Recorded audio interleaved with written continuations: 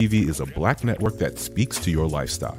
Nubian TV is the world's first digital network devoted to the upscale and political lifestyles of black people. Nubian TV's programming includes politics, travel, fashion, food, automotive, arts and culture, civil rights, music, and more. Watch now on Amazon Fire TV, Roku, or watch globally at nubiantv.net.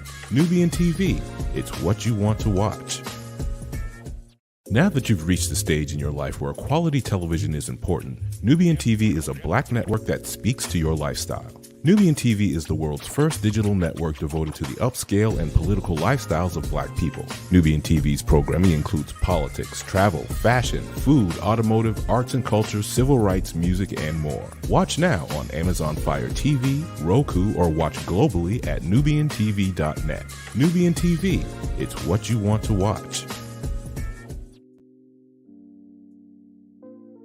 Well, hello, and hell to the low to you, and you. Welcome into another edition of Braylon Lee's virtual tour live on a Saturday night. To have all of you here is 9:01. I can't wait for that time to come back in the new season of LAMH. We do have a lot to get to tonight, of course.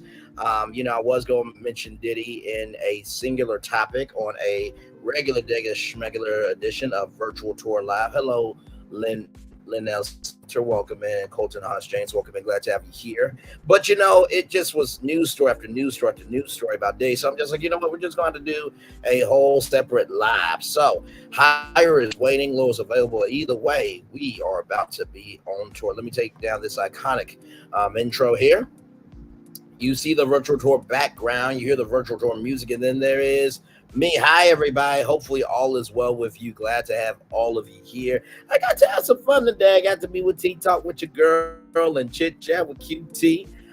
Great content creators, great souls, and great sisters in the culture for sure. Glad to have all of you here. By the way, y'all, I have a feeling that the Surviving Diddy documentary is going to be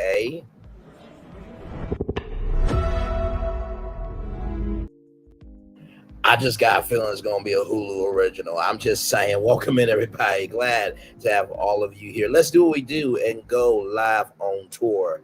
Because, man, oh, man. You know what? Before that, I got to tell you something. These YouTube streets, they feel like Braxton Family Values. That's what they're feeling like to me. So, we're going to check this out. Then we're going to get started. Here we go. So, mommy, all I want is for the girls to get along, for God's sakes. I would love to definitely have some sister time, but unfortunately I would be singing at a benefit for Monarch Butterfly Wings. Now, I love my sisters and I love our sisterhood, but if they keep disrespecting me, I'm going to have to beat them down to the white meat. To the white meat. Awareness Month. Why don't we go ahead and go to Tamar's house to have dinner? This is all just so very nervousing. Like, why you have to go to my house? Like, why can't you go to Tony's house? Who do you think I am? Or go to Tamar's house? Oh, I would love to have some just sister time. Oh, unfortunately, I will not be able to because I do not want to. Look at God. Look at God indeed, and God is not pleased at all with any of this. By the way, shout out to that content creator. Their name is Shantika Kegon 9734. Shout out to them. Let's do what we do and go live on tour. Here we go, y'all. This comes to us from the New York Times. So Sean Diddy Combs' sexual harassment suit includes notable music industry names. Rather, recent sex abuse lawsuits appeared against music impresario Sean Diddy Combs have damaged his reputation and career. But a new suit for music producer Rodney Lil Rod James makes new explosive claims about Combs' alleged assaults and misconduct in granular detail, naming several prominent artists and music executives as well. Jones, who worked closely with Combs on his recent release, The Love album, Off the Grid, sued him in federal court in New York Monday, alleging Combs sexually and physically abused him, engaged in sex trafficking, and ran in his inner circle as a RICO enterprise. That is racketeering, ladies and gentlemen, and you can be thrown the whole book.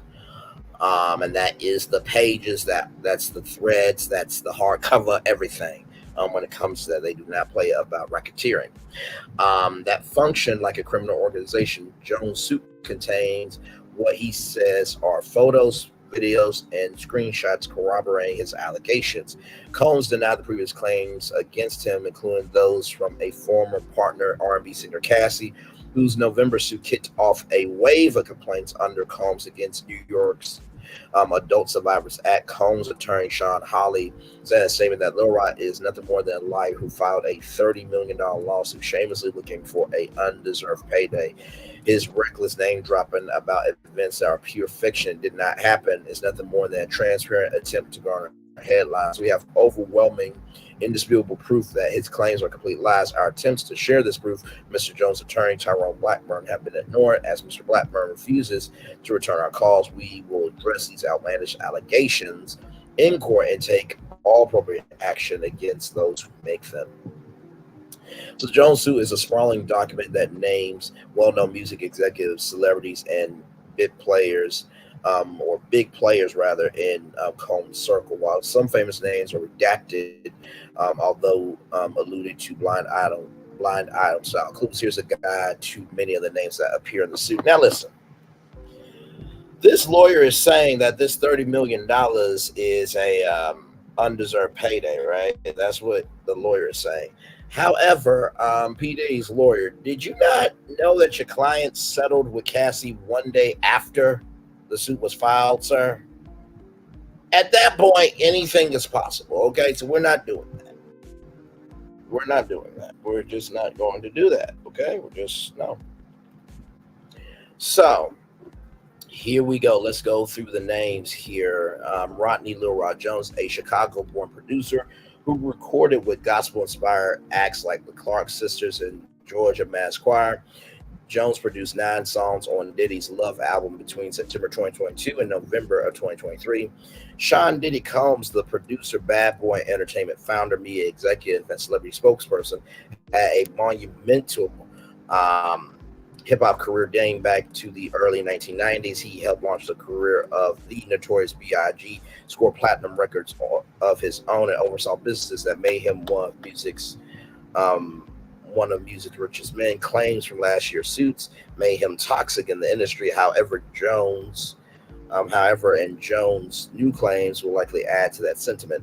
Among the many allegations in the suit, Jones said Combs sexually assaulted and harassed him while they worked at Combs' homes in Los Angeles, New York, and Florida, and on a yacht in the U.S. Virgin Islands. He claims Combs forced him to procure sex workers and participate in group sex with him, and that Combs drugged him in February late last year.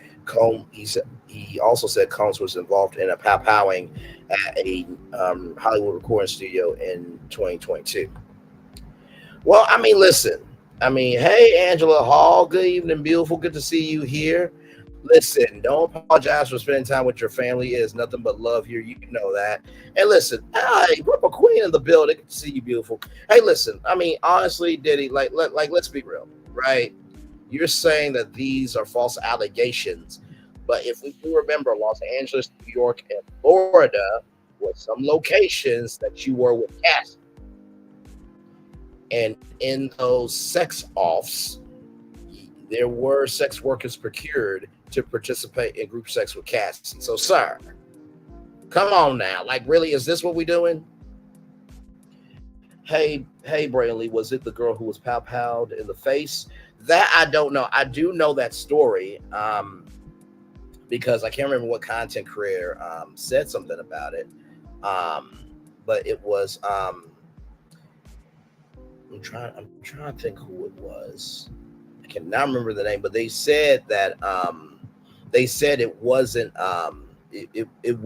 they said it was one artist, but it wasn't that artist. It was Diddy that powwowed that person in the face. I can't remember the artist's name, but I do remember that story. So I don't think it's her by chance, but her name will probably be brought up at some point in time. So let's keep going here. Justin Dior Combs Diddy's adult son, who Jones claims was also present at the 2022 powwowing at Charlize Recording Studios. Jones alleged Justin solicited sex workers for the crew around Diddy and participated in the freak off events. I meant to say freak off group sex events. A rep for Justin Combs said in a statement. Justin Combs categorically denies these absurd allegations. They are all lies. This is just a clear example of a desperate person taking desperate measures in hope of a payday. There will be legal consequences for all defamatory statements made about the Combs family. Now, listen, this is the adult son, right? I'm not going to put too much pressure on the son. I'm going to tell you why. Because for one, he's grown. If he did it, he did. Number two, his daddy is P. Diddy, right? Shine, thank you, Revelation. Y'all my people. It was Shine. Thank you so much. It was one artist who said it wasn't Shine. It was P. Diddy that did that. So thank you, Revelation 2023. Much love, all one love, much love, all love to you. As always, you know that. Like I said, I don't know if Justin Dior Combs did it. You know what I mean? Because Lord help, not sipping. Are you sipping on vodka shots or are you swallowing them up? Swallowed up. Have you ever been swallowed up? Oh Lord Jesus. That damn main chit chat with QT. Lord help. By the way, y'all go watch that live with Chit Chat with QT. I threw down on the panel. Isn't Justin Albie Shore's son? That I don't know. Let me look that up because I your guess is as good as mine. I don't know these people. They just are out here. So let me see here. So right here, Justin Dior Combs, parents Diddy and Misa Houghton, I think. So I don't think it's Al B, not that I know of. But I mean, hey, listen, like I said, I'm not gonna put too much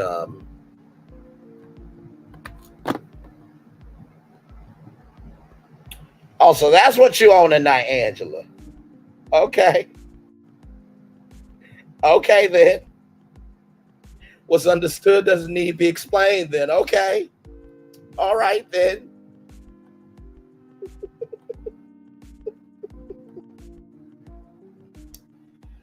Woo, alcohol does have weight to it. Lord help.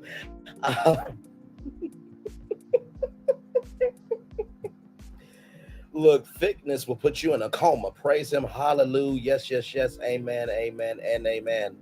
I need to stop. Lord help. Lord help me. Listen, I love to eat. Anyway, let's roll on. So, listen, I love to eat. I love to go to water parks. I love riding. And jumping on things and using braids as reins. Okay, let's roll on. But the point is, I don't know if Justin Dior Combs. I'm laughing at me and Angela's exchange of energy right now. I'm not laughing at this because this is very serious. I don't know if Justin Dior Combs did this. Now listen, I don't know Diddy personally, but to me it seems like Diddy.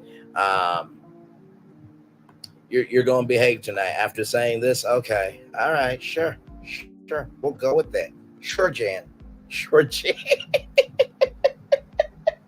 I love you, Angela. It is all good, gorgeous. It is all good. But no, honestly, like I was saying, with Diddy, he seems to me to be very he seems to be a code switch person a lot of times. And what I mean by code switching is that he switches for the audience. Now, there's a difference. Same to you for sure. Same to you. There's a difference between code switching and understanding that each platform requires a different energy. And that's just matching energy with energy, right? Or matching the right energy with the right energy.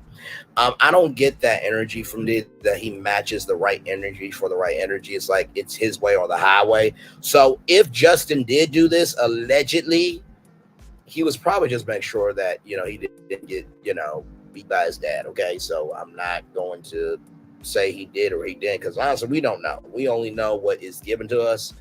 And for all content creators that are going to get into social commentary, stick to the prompt and leave it at that. It's best if you do it. I put links in my that's why I put links in my description box. I didn't used to, because for one, I don't have to make up anything in order to be on YouTube, because I always show y'all the links. I always show y'all the headlines so you guys can go back and type it in, and there you go. So I always provide my receipts live. So, but that's neither here nor there. But let's roll on, shall we?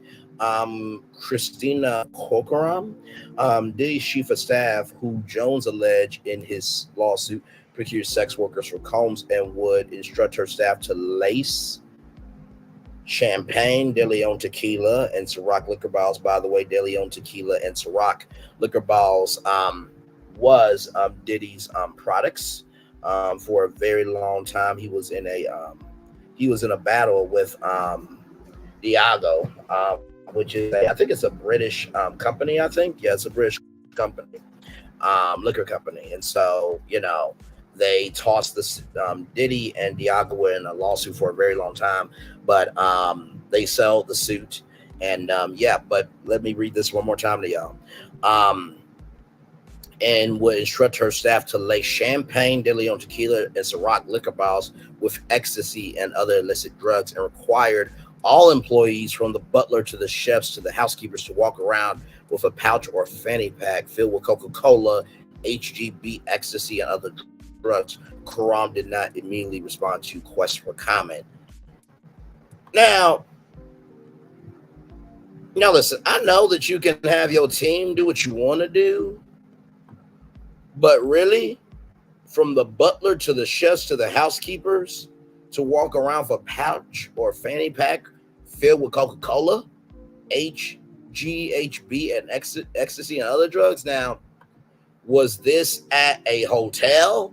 Because guess what? If you're telling hotel employees allegedly to carry around Coca-Cola in your room, what? The hotel can sue you for that, right? Child, I can't. Hey, Lady, welcome in. Glad to have you here, child. We're just getting started. Ethiopia, Habitaram, the former CEO of Motown Records, which partnered with Combs on his Love Records imprint. Jones claims Habitaram visited Combs' homes during writing sessions and social gatherings, and that she had a duty and obligation to ensure that sex workers and underage girls were not present. What?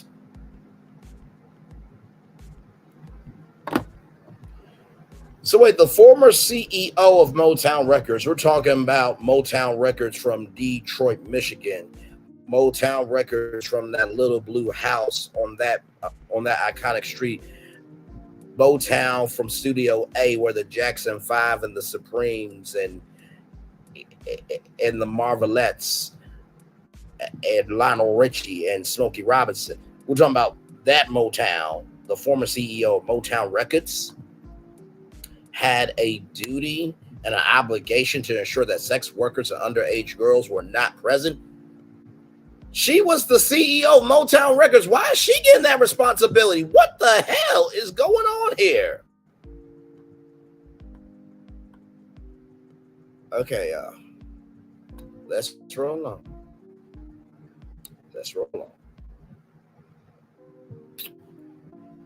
Chat.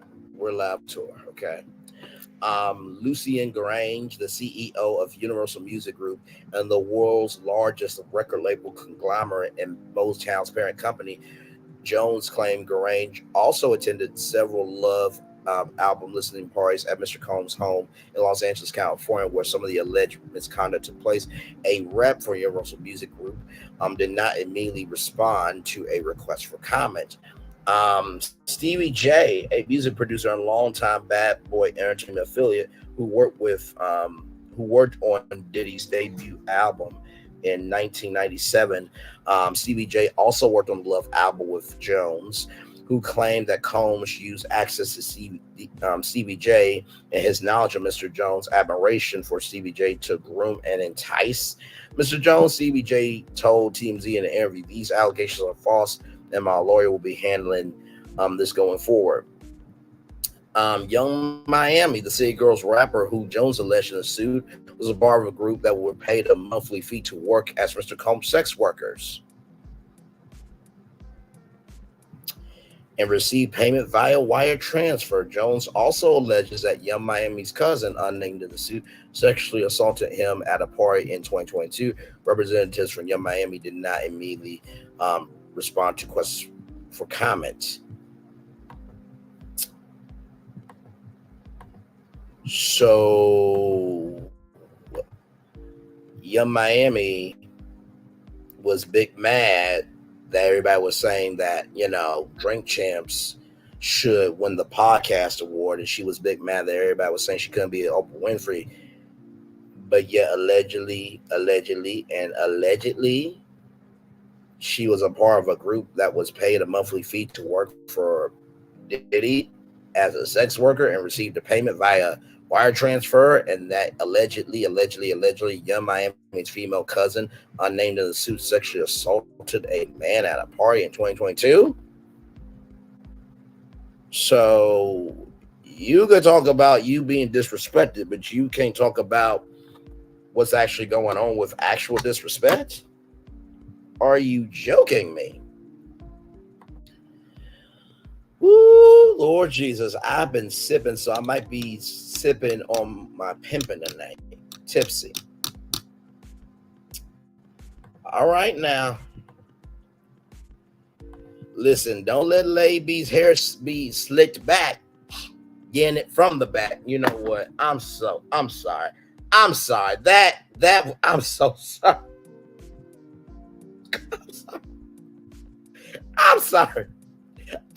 sorry. I'm so sorry. I am so damn sorry. Now, Braylon, I am a pimp named Slickback, and I am pissed the hell off you would use my name out in vain. I am saddened, ashamed, and disgusted by your behavior. Hey, a pimp named Slickback, listen, I just want to show you. Lady B said, I've been sipping, so I might be slipping on my pimping tonight. Tipsy. So a pimp named Slipback, I brought your name up because I said her name, not her hair being slipped back while she's getting it from the back. So I'll have her. Well, listen, even if it's true, it's not your damn business to say it out loud on YouTube. Now you got 1,842 damn subscribers on your way, 2K, and I'm so damn proud of you. But Lord damn Jesus, keep my name out your damn mouth. Okay. All right, we still good though, pimp? Yeah, we still good. You my N-word. I'm not gonna say the N-word on your show because you an elevated brother, and I love elevated brothers. You know what I mean? I'm not gonna call you the N-word, but I'm gonna call you an Afronin. Afronin. That's the N with the hard R word, but just with an Afro in front of it. Okay. Thank you, a pimp named Slickback. Lord help. Okay, y'all.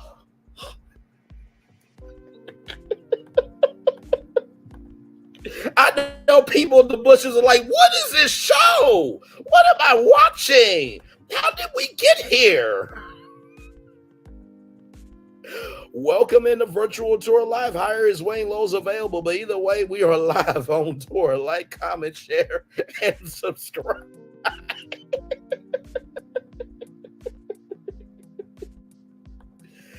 Lord help. Let's roll on.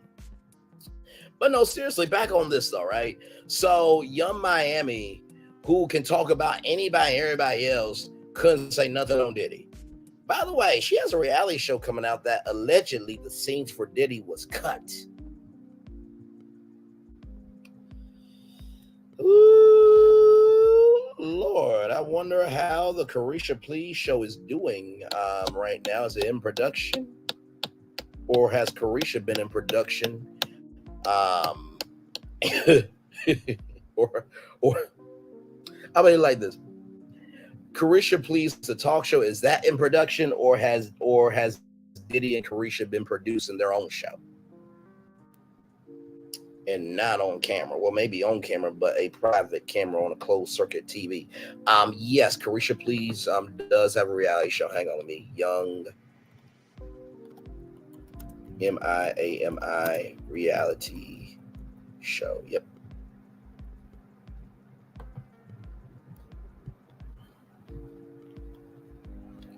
Right here from Vibe.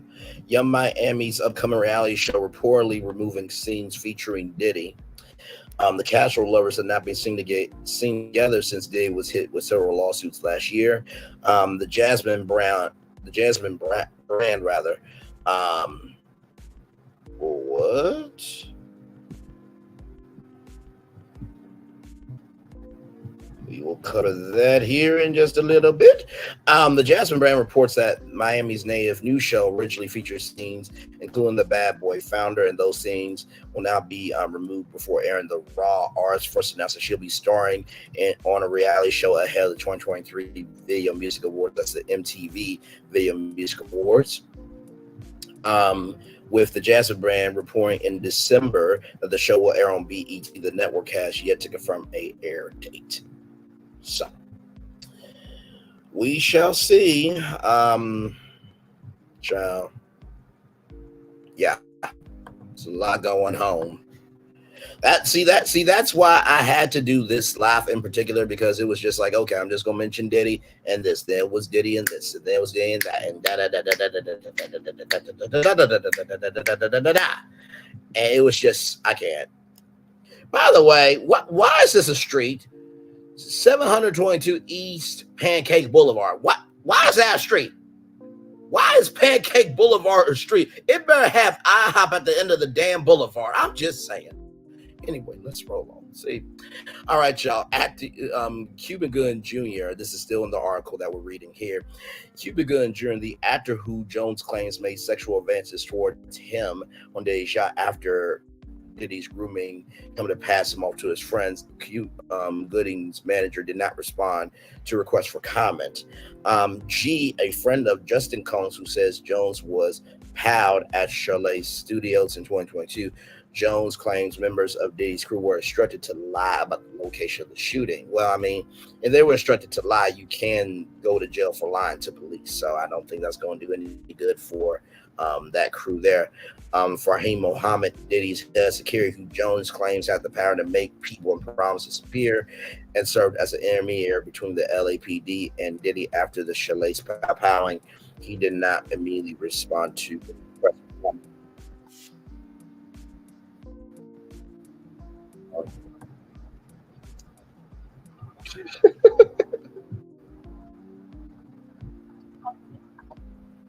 Hang on, y'all. I love how that genuinely scared me, by the way. I just want to say that because I'm like, where the hell did that come from?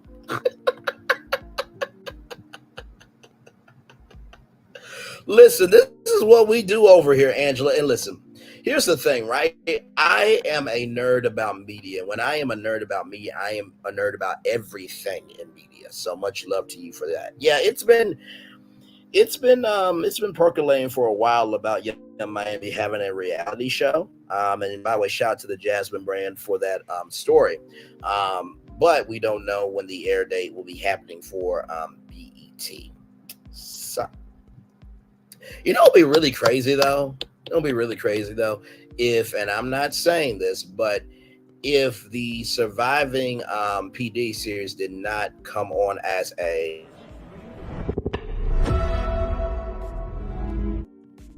Hulu original, but how interesting would it be if it was a 2-hour premiere of Surviving P. Diddy from 8 to 10 p.m. on BET, and then Young Miami's reality show came on at 10/9 Central on BET in the same night? That would be mentally upped up. I'm just saying, I'm not wishing that. I'm not saying it's going to happen. That's just my opinion. Okay, allegedly in my opinion, for entertainment purposes only. But that would be a upped up night on BET. But that don't mean people won't be watching though. I can tell you that much. Let's roll on, shall we? Ron Greenhill, Diddy's accountant, who Jones claims oversaw payments to sex workers. Greenhill, a TriStar Sports and Entertainment, is best known for working with Britney Spears' father to oversee the singer's conservatorship. Oh, so he's a piece of shit.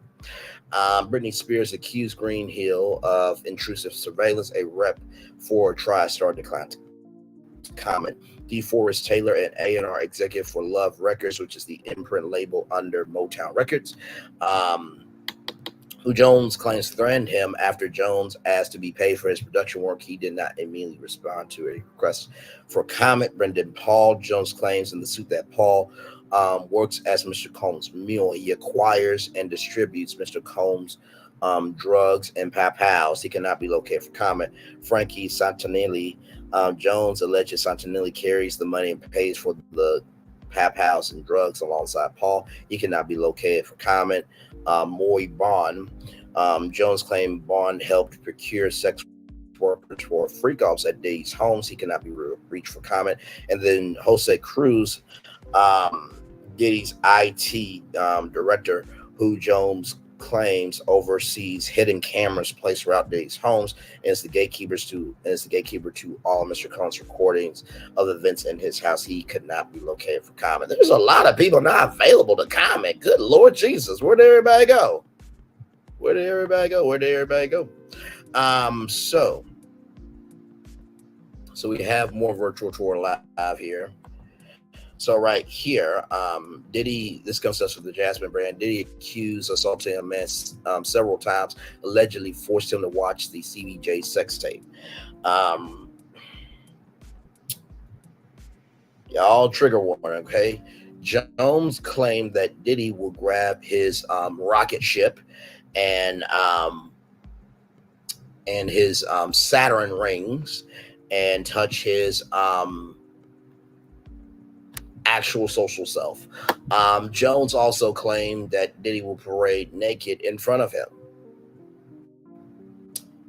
Everything's alleged, in my opinion, for entertainment purposes only. The story comes to us from the Jasmine brand. I'm just reading it. Jones believes Diddy was trying to groom him into having sex. He claims that Diddy would downplay the alleged assault as horseplay.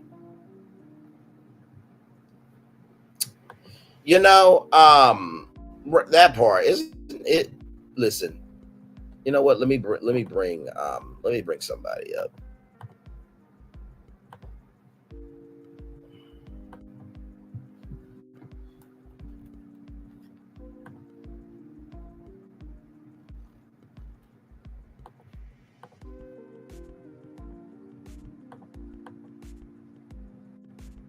Let me bring somebody up because I totally agree. I totally agree.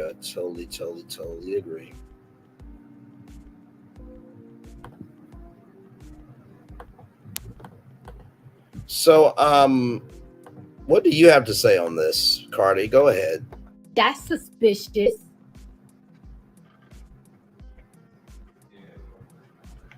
That's weird.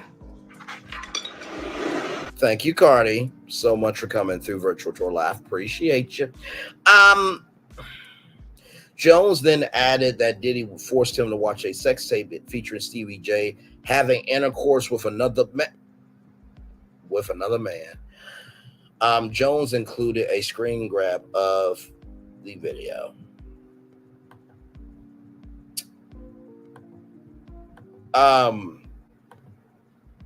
You know, you're right. There wasn't any horses, but you know, if you can get on all fours like a horse and you have a horse on you, then I guess you could call that a horse. Allegedly, Angela. Allegedly.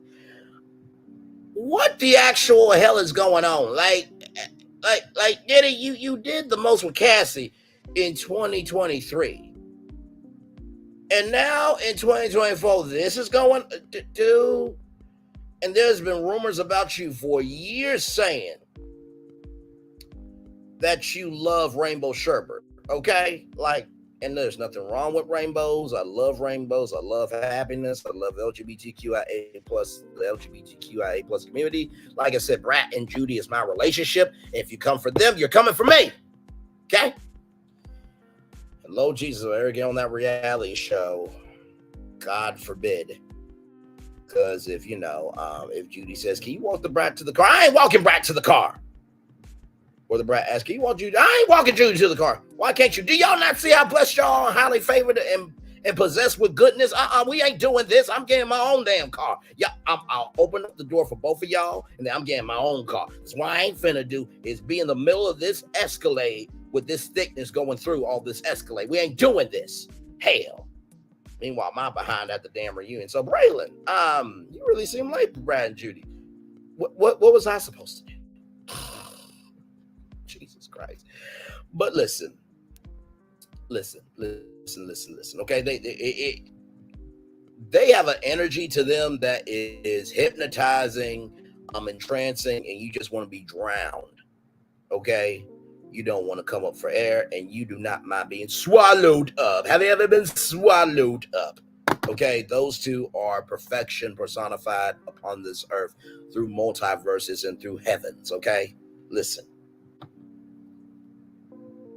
Shit. And honestly, too, like I feel sad for, and this is just a sidebar, real quick. We are going to get back to the story, but I feel bad for men because it's just like, how do you date anymore? Like, if you give a hug, that could be SA. If you say hi, hey, you look cute today. Oh my God, ew. Or you try to open up a door. Why you open up the door? It's just like, how do you do it? So, like, even though I know Brad and Judy wouldn't be, mad at me for hugging them or anything because they are affectionate huggers, I'm like, no, I'm not doing this. Because they are blessed all over. So like I try to hug them here, and then that's the last thing I need.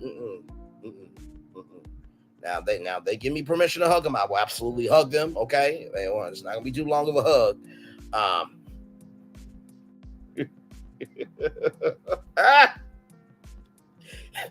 Is your voice being swallowed up too from having a voice tonight too? Okay, all righty then. Let's roll back to the story, y'all. Lord help. So it says here he also accused Young Miami's cousin of trying to have sex with him in front of Diddy. Even worse, Jones claims that Diddy or his son Justin Combs to recruit prostitutes and underage girls to attend his parties. Jones believed that he was drugged and raped on at least one occasion. I want to say Stewie. I was thinking Family Guy, but Stevie was also allegedly told to recruit prostitutes. Oh my Lord, that is a perfect meme because that's how I feel. Like, what the hell? Here are a list of all the people suing Diddy. See more. You know what? I'm done. I am done. Stevie J catching straight, and there's a video of him piping down on men. Lord, ATL ain't going to beat the allegations, I fear.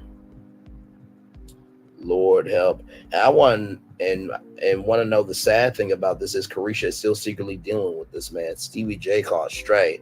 Is that why Stevie J is always defending him? Did he do it or did he not? 50. Lord help. Now they done put the son in jail. Lord. The man who slapped Jay-Z twice while they were on the stage. What? What? Oh my God.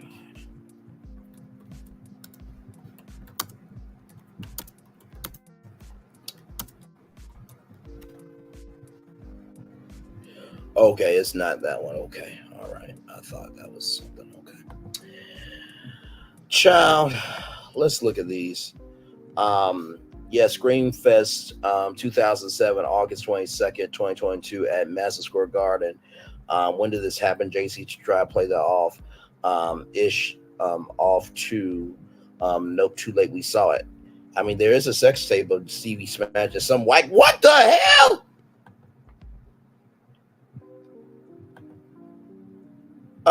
What? One person said that was not Stevie J. Did you watch it? The only sex tape of Al Stevie is the one with him and Eve. No, she did not. Wait. Wait a minute. I'm mentally swimming away. I'm swimming away. I'm swimming away. I'm swimming away. I'm swimming away. What a glorious feeling. And I'm happy again. What the hell? What? What? What the actual hell? Listen, it is all good, and I love you right back. What the actual hell? Now, y'all, I'm gonna zoom in real quick. This person right here, Monique TDD, has dropped that link in the. You know what? Listen, we're live on tour. Okay, we are live on tour. I'm just, child.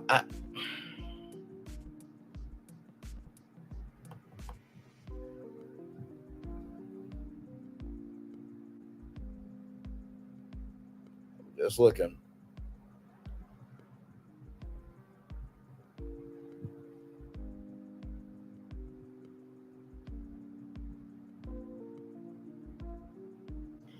Oh my God.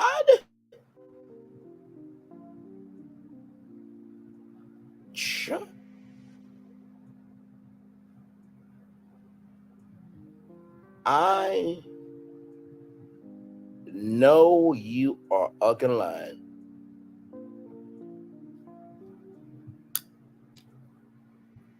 So yeah, I'm gonna read this to y'all. I'm not gonna show this, but that link is real because I'm seeing a tweet from Jocelyn Hernandez saying, and I quote, the polygraph examination consisted of 3 charts where all relevant questions were asked on each session.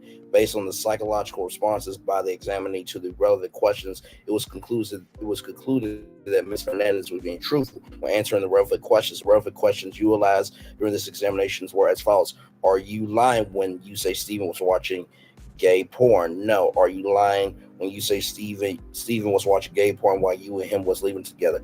Answered no. Based on an analytical review of the polygraph charts, it is the professional opinion of the examiner that Ms. Hernandez was being truthful.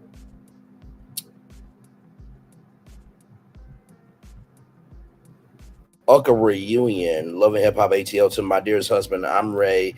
When you want a little fun to son, I know you miss 4 eggplant emojis.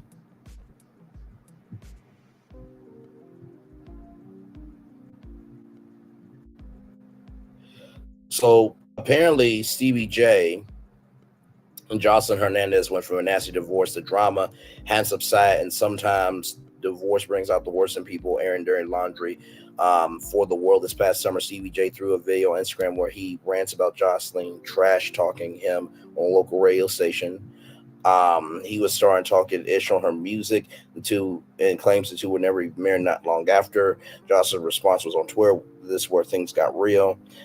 Ish, I think I'm dropping the bomb today. Uck it. And then Jocelyn was so determined to shake things up that she agreed to pay $600 for a polygraph examination. According to the results, they concluded Ms. Hernandez was being true for her claim that CBJ is definitely gay.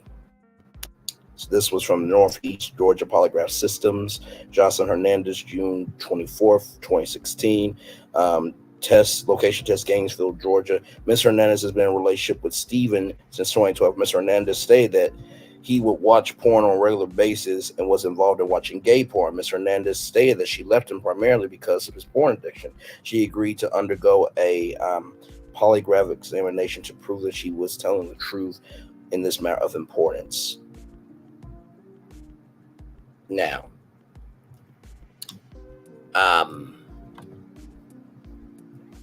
y'all,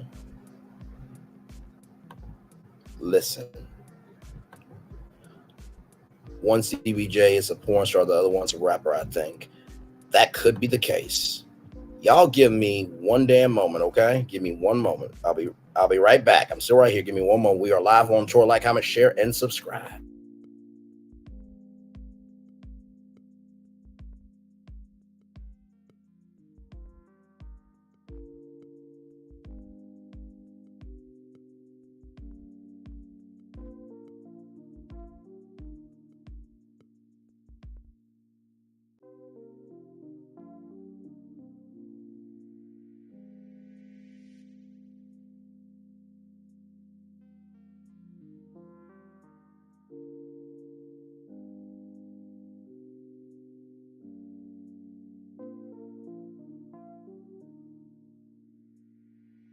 All right, y'all. I'm still here with y'all. Okay, so this is what I'm going to do.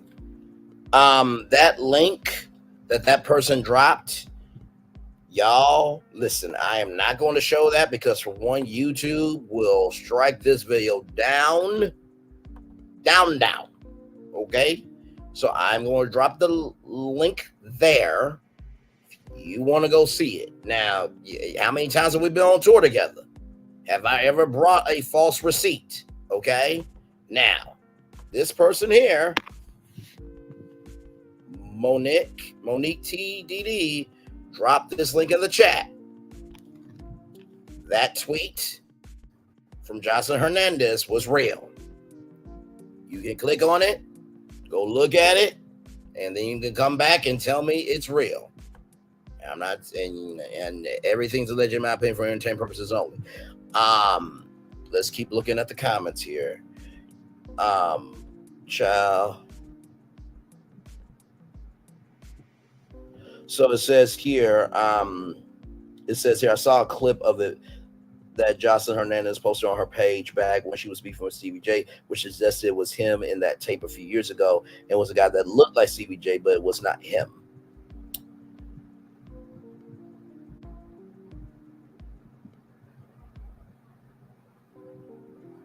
Child. All right, let's roll on. We got more to come, okay? We got more. So here Rodney Jones, the latest Diddy accuser, launched a GoFundMe a few days ago to help him fund a lawsuit over Diddy allegedly trying to take over publishing, to take publishing over work he did on his latest project, Love album, Off the Grid. Here we go. Working on an album. I took a year off straight working on this album. That album is the Love album, Off the Grid by Diddy. And it's Grammy nominated right now as we speak. I should be celebrating, but the truth is I'm not. Taking this album on has required so much time, months and at a time, 16 hours to 24 hours a day. Sometimes that part, Diddy will request certain works to be done and tell us don't go to sleep until it's done. And the truth is we'll be up for days trying to accomplish that. I've tried to get my business straight with them on this album, but the truth is they're not playing fair. They hit me on below the belt on so many situations, just dealing with this. It's the kind of working on an album. So here help me sue Sean Diddy Combs, $1,456,000 of a $50,000 goal. Let me look up the GoFundMe, y'all. Woo.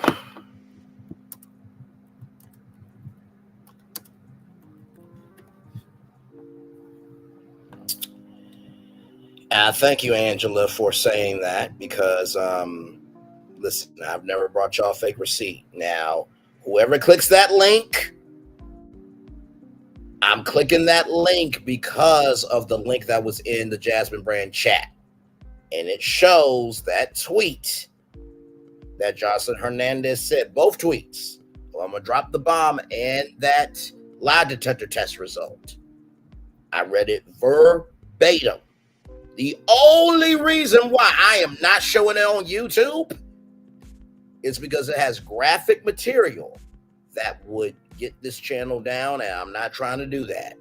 But like Angela said, you have never brought us any fake receipts. So I just dropped that link just to be transparent with y'all. Okay. So with that being said, let's roll on here. Here is help me sue Sean Diddy Combs. Now it's $2,393, raise of a $50,000 goal.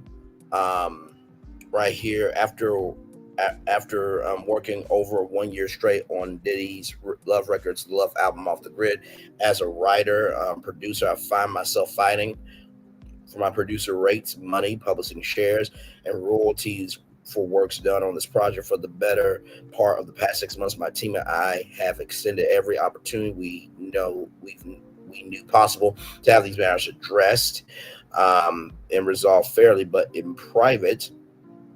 However, Diddy's negotiation tactics install communications, dry out my funds, and have me negotiating out of desperation without a real means of fighting back has forced me here. Mr. Combs has continued to use these methods with my team, and I throughout the negotiations process, knowing my finances doesn't match his. Well, don't worry, Rodney, because his is dwindling down very #quickly, and theoretically would have us either settle for something terribly less than what is owed, earned owed, or keep from us suing him thereafter. As you can see, and he knows, and he knows.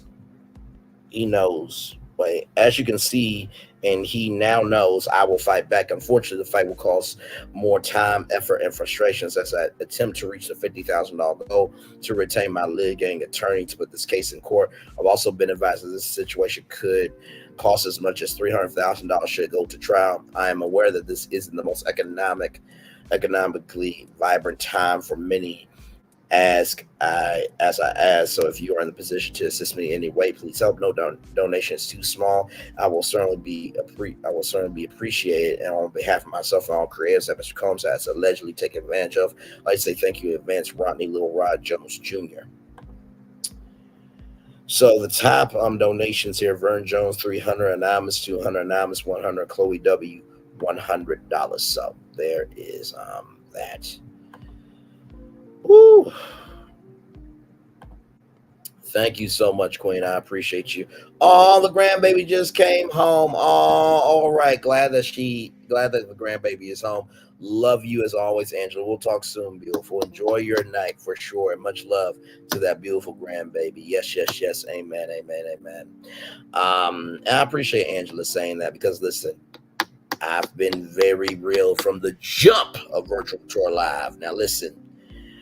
When we're live on tour, we go anywhere and everywhere, okay? But I always try to make sure the destinations we go to are actual and factual and based in reality, okay? So let me see the next quote here. So, as you guys know from TMZ here, Diddy's sexual assault accuser can't remain anonymous. The woman suing Diddy for alleged sexual assault she claims happened when she was in high school has to reveal her identity. The judge just ruled that she can't keep her identity under wraps as a Jane Doe if the case moves forward. According to new legal documents obtained by TMZ, Diddy's accuser can no longer remain anonymous if her case against Diddy survives his attempt to get dismissed. Now, this was talked about a while back, and someone said that this person is very, very famous. I try to take the picture and do what I do with it, and I'm blurred, but to no avail. The judge in the case denied the woman's motion to proceed anonymously, but her identity remains secret at least until the court decides whether to dismiss the case. Diddy is trying to get the lawsuit tossed, and Thursday's ruling means if Diddy loses his motion to dismiss his case, the proceedings will move forward with the accuser's real name on the documents. As we reported, this Jane Doe filed suit against Diddy back in December 2023, claiming that she was only 17 years old when Diddy and others sex trafficked and gang raped her. The woman alleges that this occurred all the way back in 2003. She was among many people who came forward with old accusations against stars in New York City late last year. Diddy and his co-defendants argued that they would suffer prejudice if the accuser got to remain anonymous while their identities were widely reported, and it looks like they were able to convince the judge. Mind you, this is one of several lawsuits Diddy's dealing with. He's denied all allegations levied against him in every single legal complaint. Whew.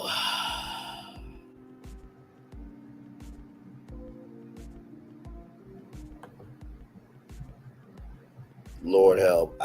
This is just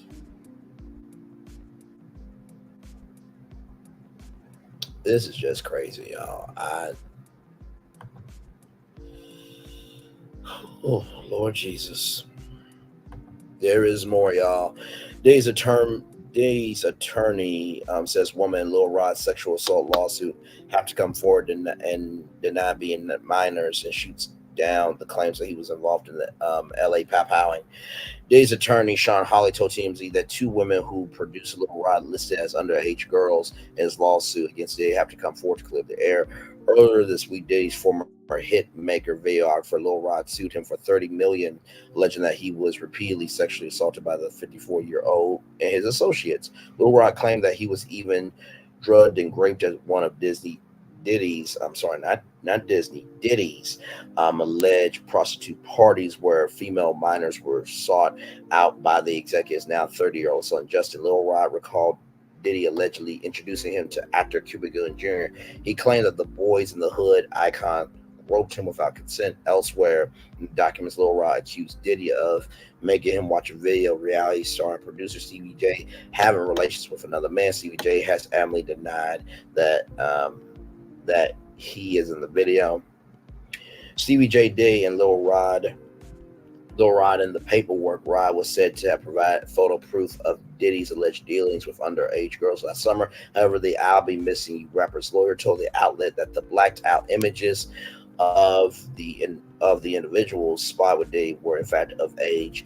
She further by saying that one of the ladies who been identified as Chelsea wanted the world to know that she is a 33-year-old adult with a child. For privacy purposes, the picture she gave the media has been blurred, but she confirmed that she was in Diddy's company at the time of the ordeal. We've all heard Cuba is a grouper. I know that there was something wrong with this lawsuit. Not Bambi eating popcorn. Sissy will be fine. Tamar in the chat. Can we start sending people to jail for making up lies? It's like no one fears lying on people. That is true. The messy sweet spot. I definitely agree. I think it does get a little out of hand when the lies aren't true. So then Diddy says that he is a victim of cancel culture as he tries to get his gang rape lawsuit dismissed. According in new court documents obtained by All Hip Hop, Diddy attempts to get the case thrown out. His attorney, Jonathan Davies, writes a lawsuit has resulted in them becoming the victims of the cancel culture frenzy in courts well before any evidence has been presented on the basis of rank and uncorroborated allegations. The lawsuit was filed under the Victims of Gender Motivated Violence Act, VGM, which Diddy noted through his attorney has been replaced with the Child Victims Act, CVA, and the Adult Survivors Act, ASA in New York. The CVA and the ASA gave accusers under 18 and over 18 respectively to file sexual assault claims in a certain time frame. The time frame has closed, and Diddy's attorney said the woman's lawsuit is not timely. U.S. District Judge Lewis Kaplan agreed and said that the case should be dismissed without prejudice, meaning that the case cannot be filed again per the outlet. Diddy also claimed that the VMA is unconstitutional, so the entire complaint violates his rights. Ooh. Don't the wealthy celebrities consistently say cancel culture is not real? Which is it? That part right there. Then why he said with Cassie? That part. He's not a victim of shit. That part. Did it to yourself. Either you pay Cassie before the allegations are revealed, or you fight her in court publicly. You don't wait till after she files the case and makes the allegations, and then you pay her without ever giving yourself the chance to defend yourself. Fire everyone who's giving you this horrible advice. Wow. So y'all, there is a singer named Tiffany Red. Tiffany Red was on, I think, NBC News and gave an interview. So here is Tiffany Red. Here we go. I did not sign up for this shit. I was not raised like this. I don't want to do the drugs. I don't want to fuck. You want to know why I don't got a bunch of hits for all y'all that are like, she ain't got no hits? Them hits was behind me laying on my back, bitch. That's why I don't got them records. Because I'm not willing to get fucked. Because I got a daddy that'll hurt you. And I care about my family. So I'm not going to put my family in that position. So I quit. The thing I love. The thing I'm amazing at. The thing that God blessed me with. Ooh. We don't deserve this, y'all. There's so many people getting hurt just trying to make music that do not deserve this. Oh, Lord. So there you have it. I'm suing Puff. I'm suing Interscope. I'm suing Epic. I'm suing Bad Boy for all the music that I have written for Cassie that was derailed. I'm suing for my career that they took from me, that I earned, that I worked for. And for all of y'all who don't have the courage to do what I'm doing, to do what Little Rod is doing, to do what Cassie is doing, shut the fuck up. Ooh. I did not sign up for this shit. Wow.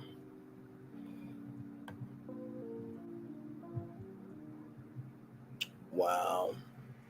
You know, this is really sad. Girl, she made you cook. Girl, you ain't got no hits because you ain't made none. Your lawsuit will be tossed out. You know, first of all, I think it's quite frankly disrespectful. You know, pain is pain. And, you know,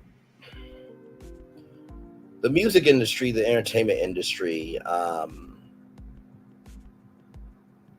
is a very messed up industry, or as y'all call it, Hollyweird. And like this comment says, but she's not lying about the system at all. It's actually much worse than she's saying. Do your research. But what if just what she said it I don't get it here. But what if she wasn't lying? That's a little broken, but I think I get what they're saying.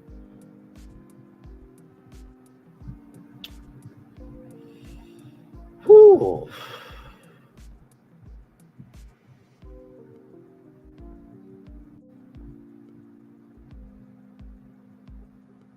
Listen, pain is in the eye of the beholder. I think if Tiffany Red has something to say, then she will say it.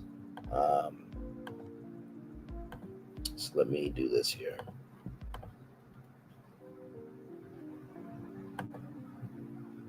All right, here is this, y'all. This is the reason why I quit. Y'all ask me why I don't write songs anymore. This is why. This shit has made me want to kill myself. I'm fighting suicidal ideations as we speak because this is no way to live. This is the reason why I quit. Y'all ask. Songwriter Tiffany Red assures her fans she will not harm herself following her alarming Instagram live. For clarity, for those who are concerned after watching my IG live, my having ideations does not mean I want to take my life. I very much want to live my life to the fullest. I work my ass off in therapy every Monday. I have loads of love around me. I'm good, I promise. I fight for the freedom to express myself. It was anger and tears today. I understand that the emotions I was feeling today are not permanent. I am not my feelings. I express them and find a lot of healing in expressing them and not holding them in. I love my life. And I hate how the music industry has impacted it, and I'm fighting for my justice. Love y'all. That's from Tiffany Red here. Needs help getting a new therapist. She's in therapy every Monday. That was just stupid. She has a lawsuit crying and hasn't won or lost. Therapy isn't working. Please help her. Everyone wants to jump on the Diddy train thinking they're going to get the same outcome as Cassie. If she wrote for other people, then why not? Why just the problem she has with Diddy? I think she has some other problems that needs to get off of social media. Yeah, by the comments I'm seeing here, she should stay off the internet for a while. Listen, I can agree and disagree with that. But I do think just because somebody may um, give their perspective in a way that is not agreeable to the culture doesn't mean it doesn't matter. Authentically, James. Hey, I know that brother. I need to reach out to him because I think we talked before. I think it's a lot deeper than this. I would never make light or discount her issues with Day. However, Cassie hasn't released a project in almost 20 years. Certainly, there have been features and so many Tiff wrote and so many Tiff wrote some of that, but she has released her, but she has since released her own projects, been celebrated for her writing, so in and so forth. The industry may be bad, but it's also about those who rush into it. Obviously, for the need to make money and survive, they fail to do their homework beforehand, or they don't have the proper people representing them, taking them through the contracts and such. Be that as it may, this could be the straw that broke her. Assuming she has not health with it prior. I still think there's a deeper problem or root that she needs to get to. Had Cassie not gotten the money or even sued, would Tiffany be saying anything to me? It's questionable to me, but I hope and pray she gets the help because as someone who's also contemplated with death, I was also blessed enough to learn through therapy that it's never worth it. She is talented and she has so much to live for. She just needs to see it for herself. 14 likes, amen, to that great brother there. Authentically, James J. Johnson's I think it's the second, yeah. Pain is pain, y'all. We gotta recognize it more often. So, with that being said, Young Miami slammed as public reacts to sexual assault and harassment allegations surrounding Diddy. People be forgetting about morale and ethics when they're chasing a bag.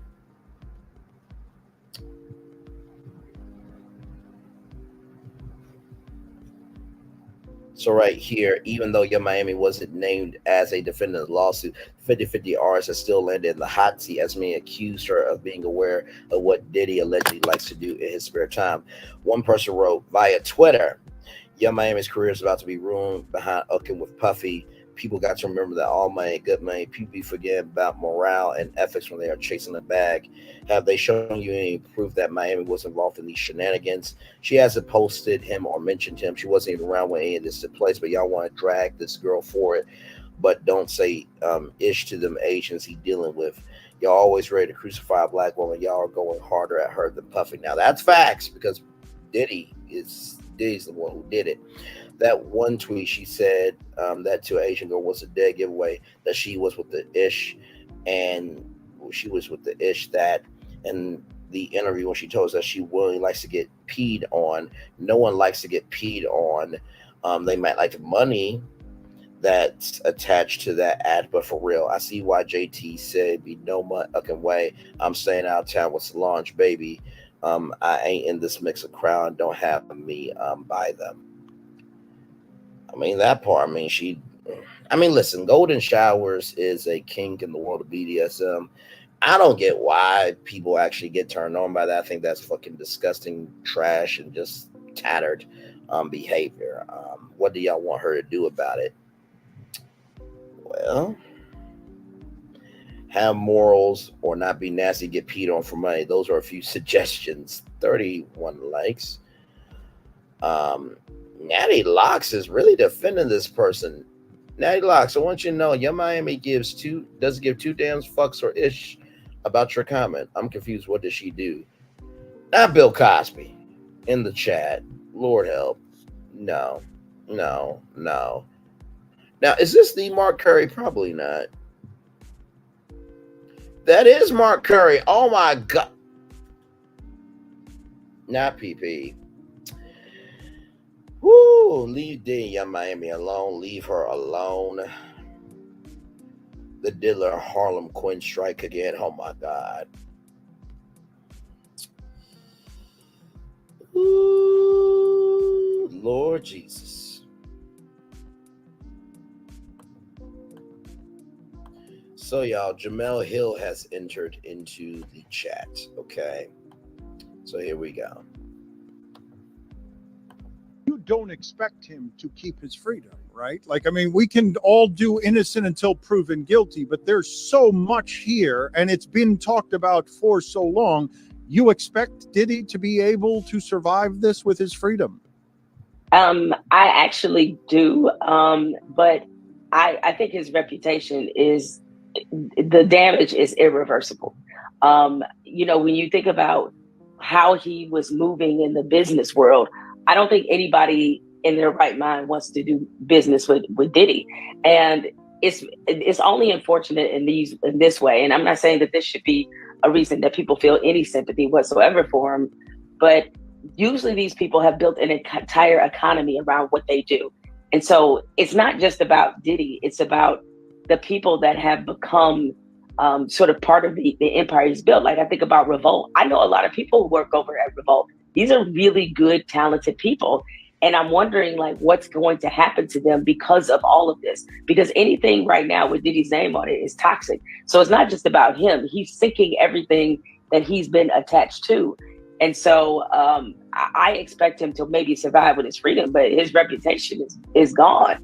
And if he had any higher aspirations in business, I just don't see how that's even remotely possible now. As a veteran of journalism who's not often surprised by things, and for those who do not know, what are the worst of the details when you're reading through this and you're like, oh my God, this surprises even me, even though I've seen just about everything here?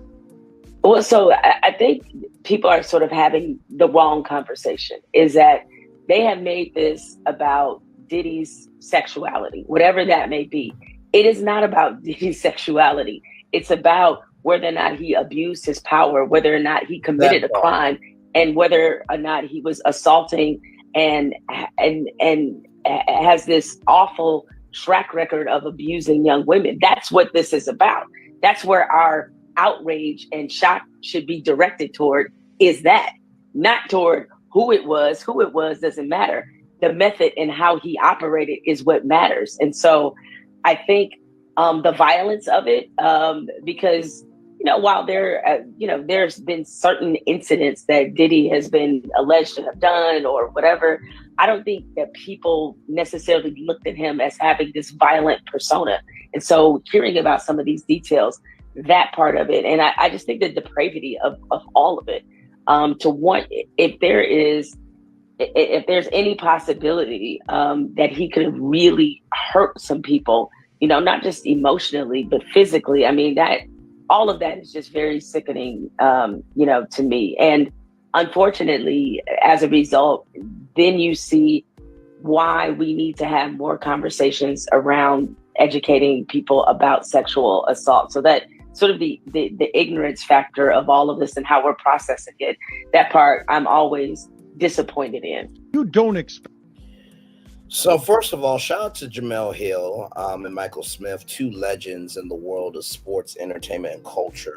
They were the first two Black hosts to do the Sports Center edition on ESPN. It was called SC6. And they first started with His and Hers, and they're still good friends today. First of all, shout out to Jemele Hill once again, because how in the hell did you get through this with this mucho lucha mask? Like, really? Like, this is how you come to work? Like, okay, I guess.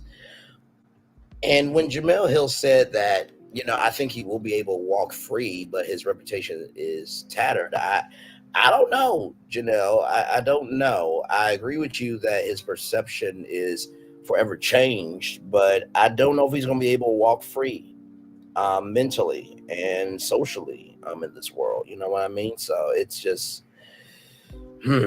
And Janelle also brought up another good point. This is not about sexuality.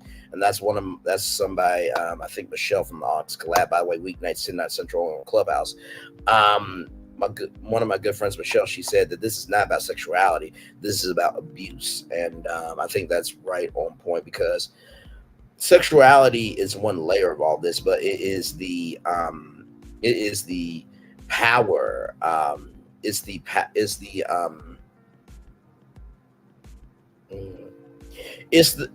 the energy of the power that Diddy has and how he's using it. That's the story. So let's see here. I'm wondering the 20 million folks still following him. She's done. She's on point rather. He's done. 100% done. Stop posting BS. She's right. One thing about the core public opinion, rather, it's always innocent to proven guilty. SMH, social media sucks sometimes because now everyone was there and has all the facts. Shake my damn head.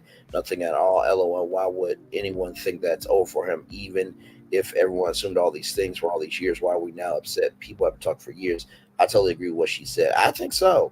Right here, this opinion says, I feel like give it a year or two, people will probably start working with him again.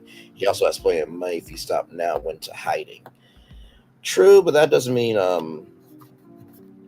people are going to forget either. You know what I mean? So that's just sorry, y'all. Sorry. That's just how I feel about it. Let's see. I think I went through all the links. Let's see.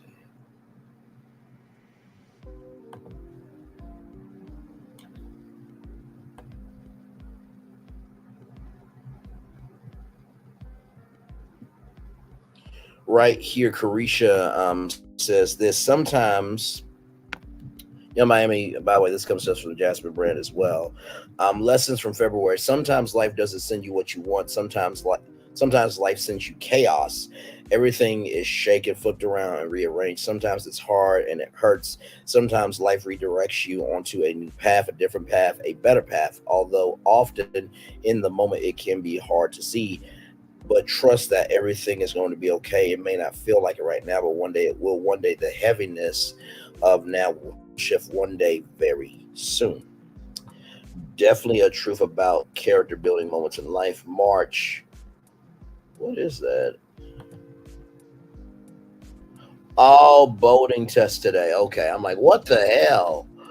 Like SpongeBob, really? The universe shakes you to get you focused.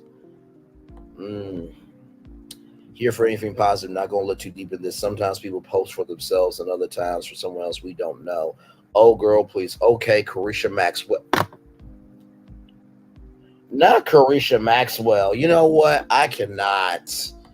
By the way, that's in relation to Ghislaine Maxwell, the assistant to sex trafficker Jeffrey Epstein. This meme right here.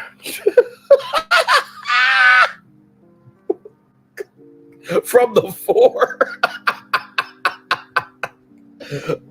One of the most legendary beats of all time. What happened to Yams by Carisha? He knew she wasn't the sharpest tool in the drawer and was getting her ready, little by little, talking about taking golden showers. Now, if her and other sexual parts come out and say, "Yeah, I used to get peed on all the time," then I believe it. She better start thanking the man above that she escaped that madness. Brotherly love, so brother. She must have some things right for this chick. She never has anything this halfway intelligent. Oh, damn. OFC, it's a copy and paste. Carisha Canary writes something like this. Damn, y'all. All right, now listen. So as y'all may or may not know, Meek Mill also had something to say on this Discuss Social Media Takeout. Meek Mill hopped online to respond to rumors that he was included in a lawsuit filed by Diddy against studio engineer Lil Rod, who allegedly Diddy claimed he slept with a Philadelphia rapper who dated Nicki Minaj. No man or what would ever approach me about gay activity, and the whole place don't get flipped. Woke up seeing this like every blog they know I'm coming. LOL. Meek Mill shares a message: one love to the gay people, but that juicy ussy do it for me. I done ran red lights. When I got a girl around me, I'm ucking her twice a day. LOL. As some of y'all favorites, ussy don't control me, but it's like a high. One love to the gay people, but that juicy ussy do it for me. I done red lights to get that feeling. Y'all weird on here like devils. LOL. Y'all see these rappers with gay styles. They want that look. Leave that to them. I come from the gangster-ish surviving in the jungle. Wow. Okay. So right here, academics rather. finds out on stream that Meek Mill and Usher are the redacted names in Diddy's lawsuit here. He did not. It did not say Meek Mill name. Wait. Oh, hold up. Never mind. Wait, what the fuck? I forgot. Look, Mr. Combs informed Mr. Jones that he had engaged in sexual intercourse with rapper 5. That's redacted. Look, 5. He's a Philadelphia rapper who dated Nicki Minaj.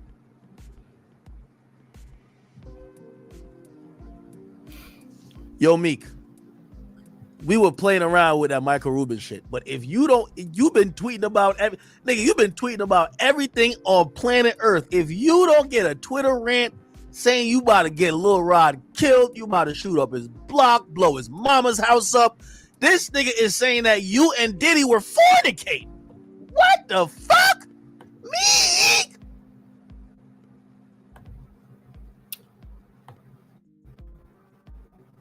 Lord help. Meek Mill claimed that the lawsuit was a part of a bigger takedown, but threatened to expose the people working against him. The rapper even fired off at Whackademics, who streamed his live reaction to the lawsuit on his Rumble account at midnight.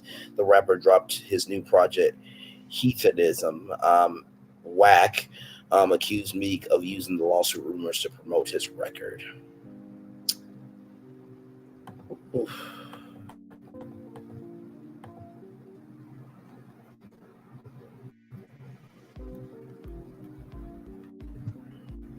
Let's see here. So speaking of that, this is just crazy, y'all. I mean, it's just one thing after another. Speaking of DJ Whackademics, Meek Mill tells DJ Whackademics, "I'll die to shut you down." Meek Mill and DJ Whackademics continue their online feud over Whack, reporting on a lawsuit against Diddy in which Meek was reportedly mentioned as one of the bad boys mogul lovers. Meek shut down all allegations accusing him of being an inmate with Diddy and called Whack an alcoholic. In my city, we don't do no talk. You want the street ends to die. For real, I can't wait till that liquor hits your organs, wrote Meek. Whack doesn't believe Meek will pull up on him and accuse the rapper making threats on him for years with no action. And when you talk about asking for my address online, you talk about F games. You must think you invincible. Don't talk about pulling up to street ends homes because you ain't on that with them. So don't be on that with me. Me clap back, I'll die to shut you down. Whack seemed unbothered by Meek's threats. Tell him, well, know it. My address on Google, you still tweeting. Lil Rod $30 million lawsuit against Diddy claims Usher and Meek were getting close with the Revolt owner. Diddy denies all allegations against him. Meek has deleted several of his threatening posts. Whew.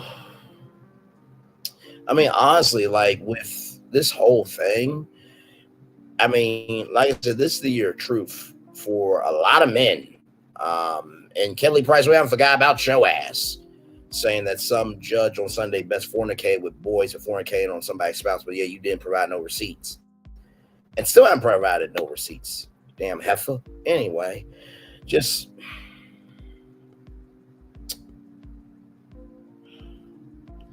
I mean, honestly, like every time that Whackademics gets into the group chat, it's nothing of good. Nothing of good. And honestly, let me tell you something. I think Meek Mill knows more people than Whackademics does that could take care of that very easily. So I think Whack should really shut up. Lord help. So here is more intel here for me to take out. By the way, thank y'all so much for being here. Some people in the building, like, comment, share, and subscribe.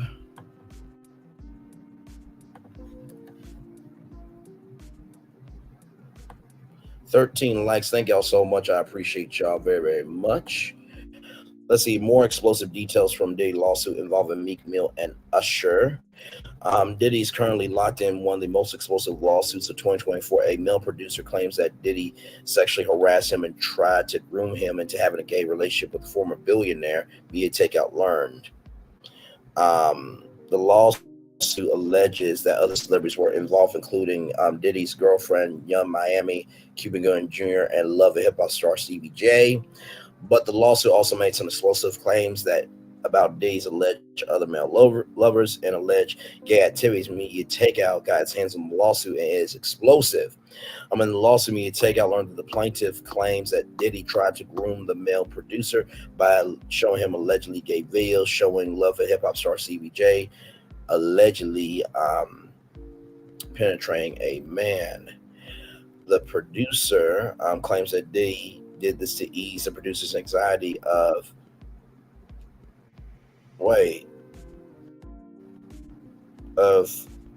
his sexuality, I guess. The asterisk. I know that's sexuality, but okay. Diddy told him this is normal practice in the music industry. Look, even Stevie J's doing it now for the blockbuster. The producer claims Diddy told him that he engaged in gay activities with two prominent male celebrities, a rapper and an R&B singer. Neither was named in the body of the lawsuit.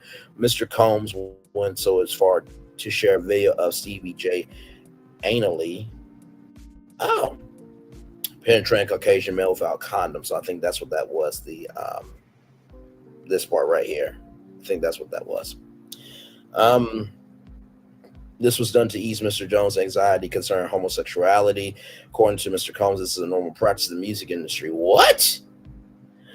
Mr. Combs informed Mr. Jones that he engaged in sexual intercourse with rapper Redacted, R&B singer Redacted, and Stevie J.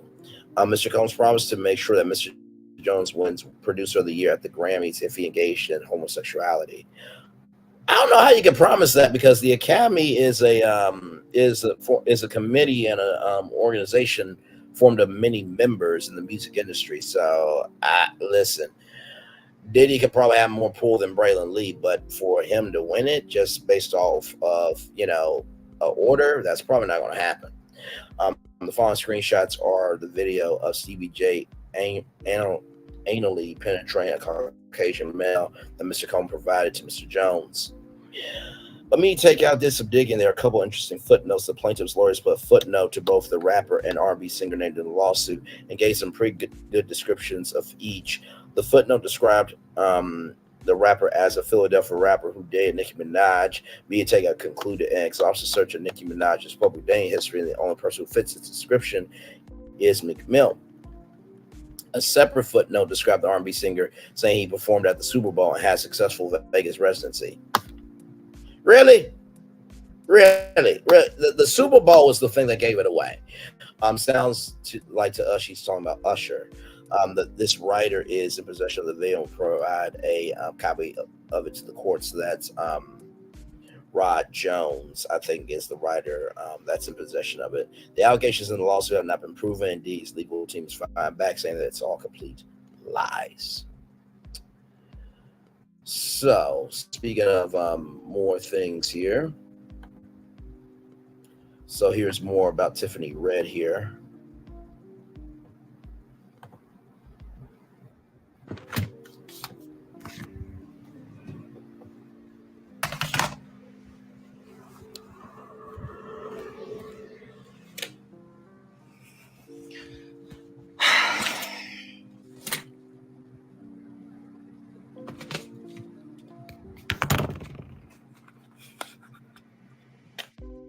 Oh, damn, she's getting set up and everything.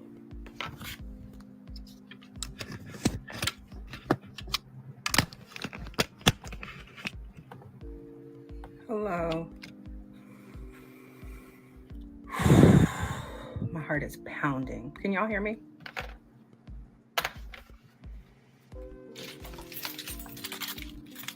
I'm sorry.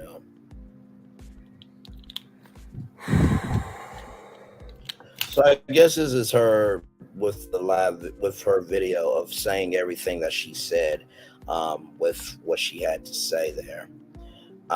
Tiffany previously claimed that Diddy was verbally abusive to her at least on one occasion. So Tiffany came forward to reveal that she allegedly witnessed some of Diddy's abuse towards her friend Cassie.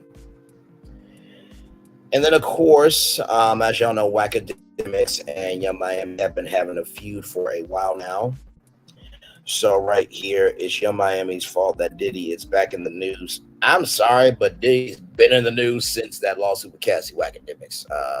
I told her shut the fuck up. She wouldn't stop. Now look in making claims versus Diddy. Young Miami 305 stay in a itch's place and shut the fuck up. You getting your sugar daddy too much problems. Academics has blasted Young Miami after the rapper was mentioned in a $30 million sexual lawsuit a music producer recently filed against Sean D. Combs. Any thoughts? Oh, Lord. Young Miami and Wack have been dissing each other on social media. Even the rapper dropped a diss track aimed at Wack. The streamer advised her to keep a low profile until Diddy's legal troubles are over. And y'all thought I was capping when I said Young Miami moving. When I said Young Miami moving like he's a new Ghislaine Maxwell of the Freak Offs, imagine 50 ends coming through the UC while playing At Bad on blast in the background. Gross. Oh my. Oh Lord. And Young Miami has refused to address the lawsuits publicly. They even mentioned Young Miami's stupid ass in there. That talk show for show canceled. Now she been running her mouth like they ain't tell her ass to lay low. And here it is here, y'all. Natalia Rubin, 1999, pow victim saying Diddy powed her, not shine. Natalia Rubin, the victim of the December 27th, 1999 New York nightclub powing that involved Diddy and Shine, says Diddy powed her in the face, not Shine. Natalia took to social media yesterday when details of a lawsuit against Diddy were revealed. As me take a report, Lil Rod suing Diddy, claimed that he abused him in the lawsuit. Lil Rod claims, among other things, that Diddy admitted to him that he, not Shine, was responsible for powering Natalia in the face in 1999. Rapper Shine was convicted of the powering. Diddy, who hired famed lawyers Benjamin Brofman and Johnny Cochran, was acquitted of all charges. Natalia suffered permanent damage and scarring from that 1999 incident. After Shine was convicted with the crime, Natalia sued Diddy and won a substantial monetary damage award. Natalia won TikTok yesterday, Mia Takeout learned, and she details what happened on that night in 1999. According to Natalia, Diddy pulled out a pow and powed her in the face at point blank range. Then Diddy allegedly paid off the clip to destroy the evidence, just like he paid off that hotel to destroy the evidence that he was throwing vases at Cassie, throwing glass. And then Cassie went into a cab and the door person said, go ahead, go home. And then he went down to the front desk and asked the hotel to pay if the hotel would take $50,000. We covered the lawsuit. Go back through and watch the Diddy virtual tour lives, okay? She also claims that Diddy paid off people to lie on the stand over the incident, and there's more. Learned that Natalia is claiming Diddy, and here is Natalia Rubin here from the Art of Dialogue. Hey, how you doing? So, here today about this latest lawsuit with the P. Diddy. Hey, I said what I said. Puffy, Welcome Sean in. Puffy Combs, whatever you want to call him. Lawsuit that has come out involving the producer Lil Rod. So basically, his last two major lawsuits, the one with Cassie, she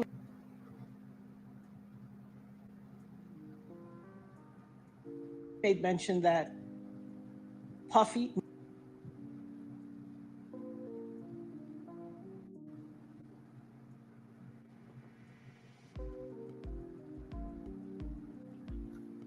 made her carry his guns into nightclubs and wherever they went. And he threatened her to make her feel like she had to do so.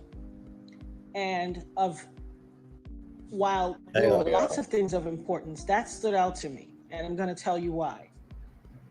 In this lawsuit with the producer Lil Rod, they were both SA'd by him and threatened and physically harmed. But in this lawsuit, Okay, it's still loading. Okay. he appears to be a very young producer to me. But he said something very specific. As a means of threatening him, Puffy said, that's why I shot up the club in New York back in 1999 and let Shine take the fall for it. Let me tell you why that's of utmost importance to me. Because I am the woman who he shot in the face in that 1999, December 27th, 1999, Club New York shooting. My Lord. I have told everyone ad nauseum since then, even the surgeon who did the surgery to take the bullet. I got shot in my face with a 9mm hollow point bullet called a cop killer. I literally have told everyone and never changed what I said. I watched him. I got pow-powed in the face. I watched him fire the gun. I've said it all this time. Wow. Even the surgeon who did my surgery to take out part of the bullet fragments that was aspirating into my lungs and try to remove as many bullet fragments as possible testified in the criminal trial that while they were putting me under, I was screaming, Puffy, pew pew me in the face. My Lord. He testified in the criminal trial. It is in the record. They all knew he did it. Everybody knew he did it. But he paid off the club bouncer named Sharice and all these other people and the club owners with their video to hide the video. That's his MO. I told everybody that. This man almost took my life, has traumatized my life, has caused undue harm, irreparable damage to my life, lied his behind off. I've had all these youngins on the internet harassing me, swearing that I'm making it up that he did it. And look what he did to Little Rod. He threatened him. Oh, you don't think I bust my gun? I shot up the club in Club New York and let Shine take the fall for it. I shot them people. Well. It only took 24 whole years for it to come out. You see this tattoo? This commemorates me getting shot. It took 24 years for him to come out and say it. I've been saying it all along, but y'all pick and choose who y'all want to believe. Oh, baby. My Lord Jesus. You ain't seen nothing yet. Not only did he pew me in the face, he also set off a course of harassment against me for the past 24 years. Dang. When I tell you the things I went through, there was a time in 2017 and 2018 where I got 7 flats on my BMW. 7, the same tire, in a 2-year span. 7 on the same tire, and they were all new. Every time it happened, I had to get a new tire. I have the pictures to prove it. Harassing me. You want to know why? Because prior to Cassie, I was the only person to be victimized by him and then to successfully sue him and get paid. Wow. And he had to pay me out of his pocket. He has never gotten over that. Oh, baby. You see this RICO charge that's about to come? This conspiring and pew-pewing up the club and ruining or attempting to ruin my life.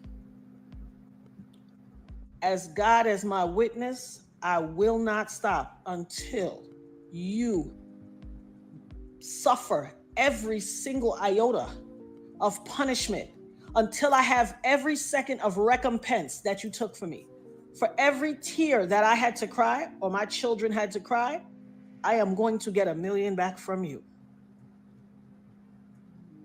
I will not stop until you pay the price for what you did to my life. And for all you people out there on the internet and in cyberspace and in the far reaches of my life or the perimeters or wherever who always like, oh, she just saying that to get some. Hell, what you got to say now? Ooh, Lord. What you got to say now? Man. I had some youngins on the internet that ain't even old enough, that weren't even alive when it happened, arguing me down, cussing me out, calling me everything but a child of God. Go check Instagram. It's there. Harassing my life. Harassing me. Oh, you lying. He ain't do that to you. You just want clout. You just chasing clout. What is that to chase clout about? How is that clout chase? Yeah, I'm sorry. It doesn't even make being sense. pow-pow Well, at I guess all is it not will make clout. sense in this new generation. But you better believe I will have my say. I will have my say. Hashtag having my say. Hashtag the dopest nerd ever. Hashtag Ebb Talks. Y'all ain't seen or heard nothing yet. I've had my say. The best and the rest is yet to come. That is Natalia Rubin, the victim of the December 27th, 1999 New York club pow-powing that involved Diddy and Shine. Diddy shot or pow-powed her in the face, not Shine. Shout out to the Art of Dialogue for posting this on Twitter. I believe her. I absolutely believe her because I've heard that story from another content creator, and of course, the great Revelation 2023 also said that name tonight.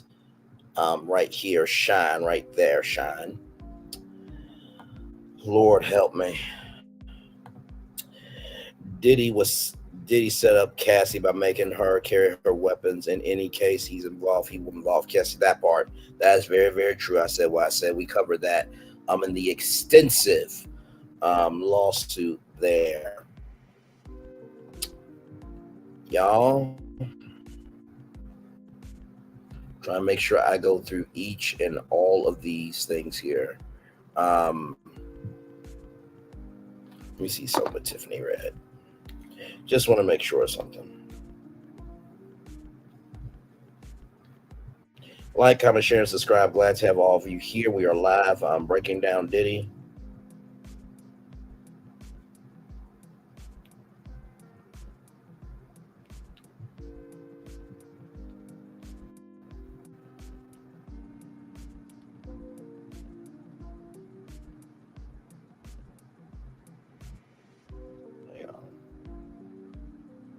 There we go. Sorry, I'm just trying to make sure I do what I need to do with this. Good Lord Jesus. Okay, let me do Tiffany Red. TIFFANYRED. Tiffany Red.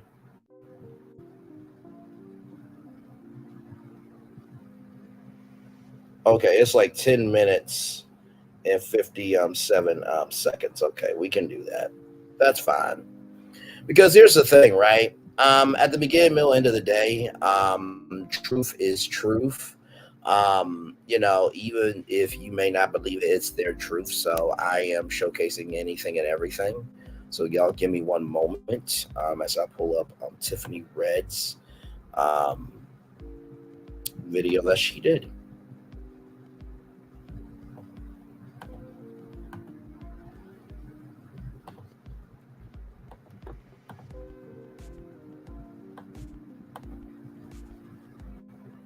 Here we go, y'all. This is 10 minutes and 57 seconds. So I'm going to set a timer here for the video, just so that way we know when it cuts off.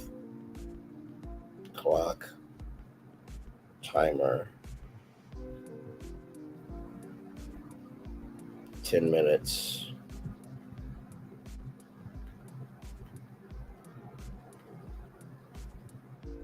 Seven seconds. Okay, and go.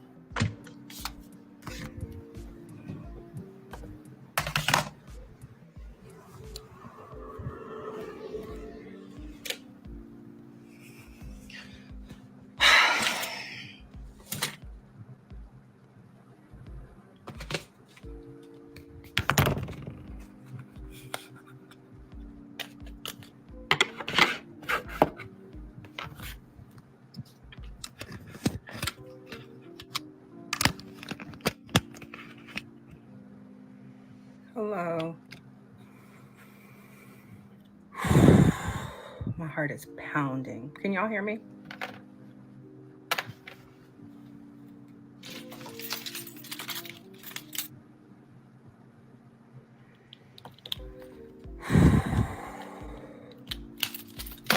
I'm turning the comments off so I could just get through this.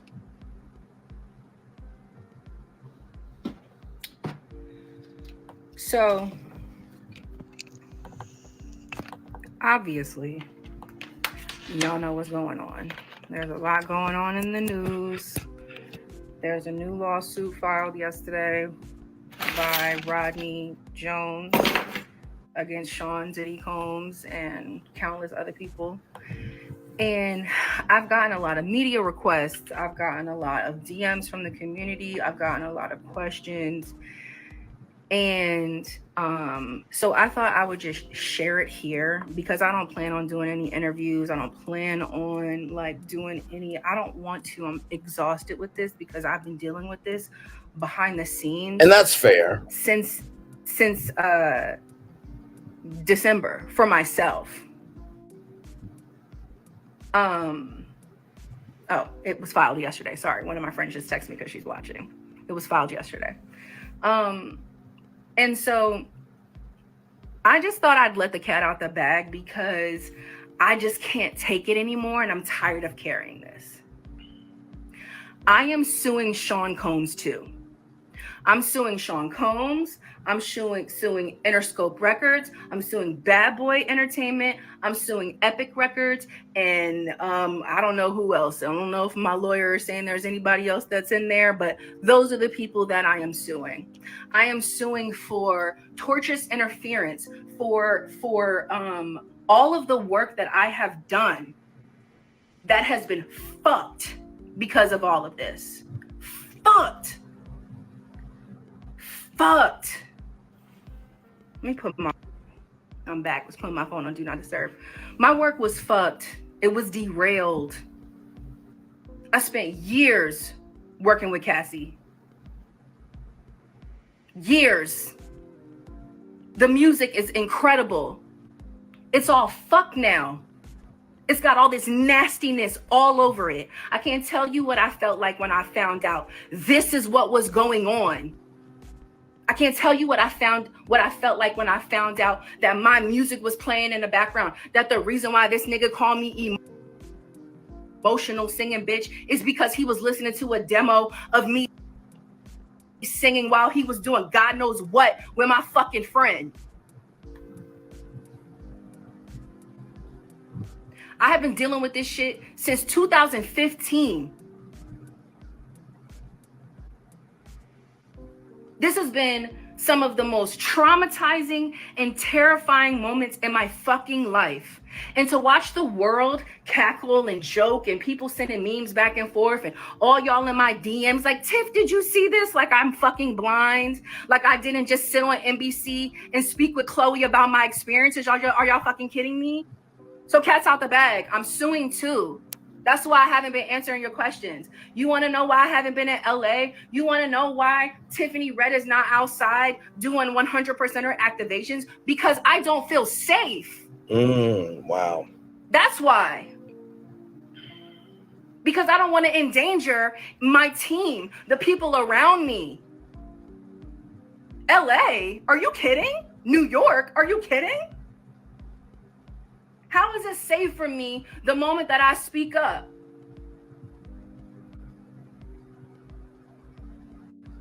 I just got a DM from Chalice for posting, trying to accuse me of defamation for my last post. That was a post of fucking Billboard. That was a post of some shit that was filed in a lawsuit yesterday. That's public domain. Fuck y'all. I will not be intimidated. I will not be intimidated. You ain't gonna sue me for shit because I ain't do shit. And I don't believe y'all neither. I don't believe you. Your story don't make sense. You know how many times I've worked at Chalice? You gotta buzz the front door. Then you gotta buzz the next door. Then you gotta ask somebody what session you going through. You think that somebody can just run in who's just got shot? That shit don't even make no fucking sense. Explain all the blood in the bathroom. Explain it. Whoa. Okay. Explain it. I'm not defaming nobody.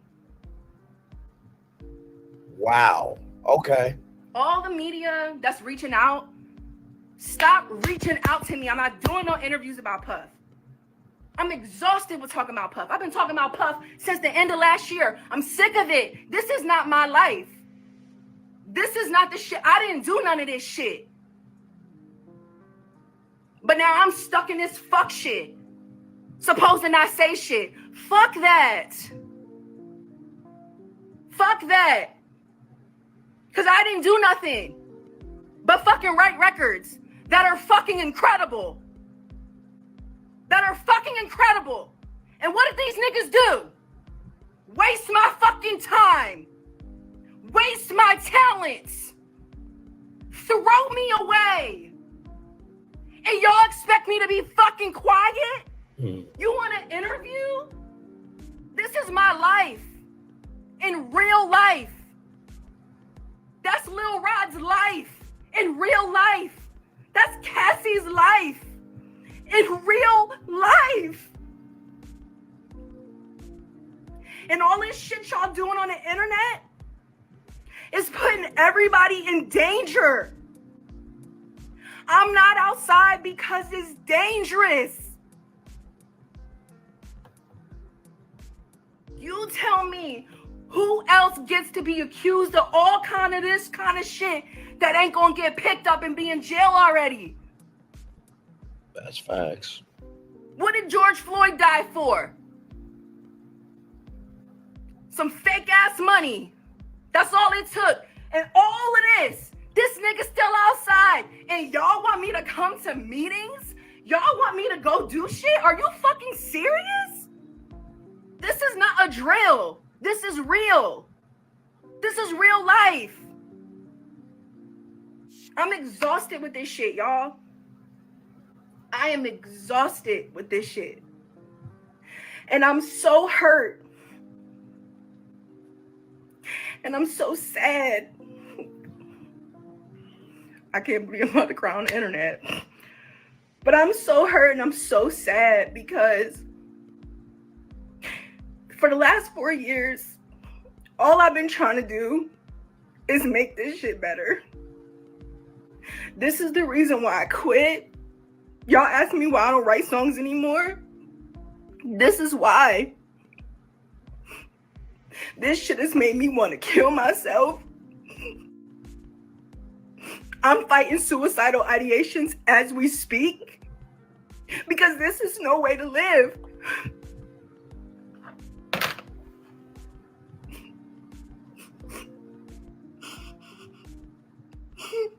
This is no way to live.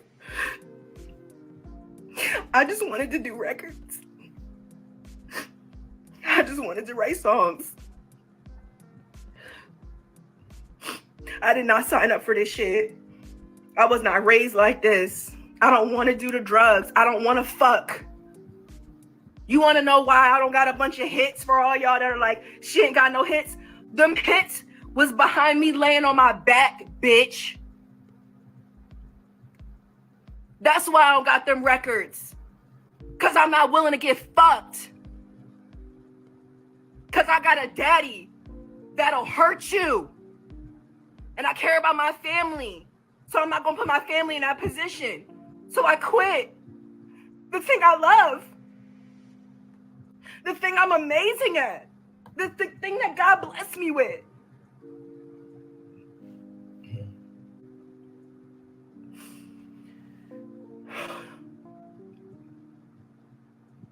We don't deserve this, y'all. There's so many people getting hurt just trying to make music that do not deserve this.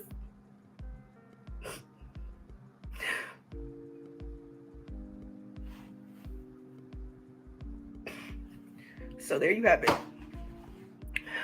I'm suing Puff. I'm suing Interscope. I'm suing Epic. I'm suing Bad Boy for all the music that I have written for Cassie that was derailed. I'm suing for my career that they took from me, that I earned that I work for. And for all of y'all who don't have the courage to do what I'm doing, to do what Little Rod is doing, to do what Cassie is doing, shut the fuck up. Shut up.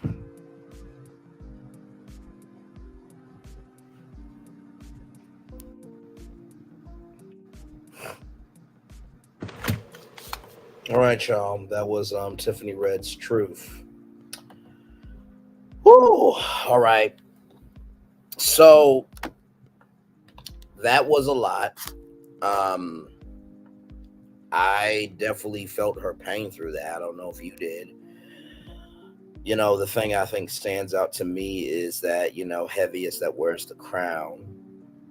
And I think when you get into anything, whether it is the entertainment industry, whether it is the retail industry, being in the medical industry, or being in the alcoholic industry, whatever industry, there are benefits and there are deficits, right?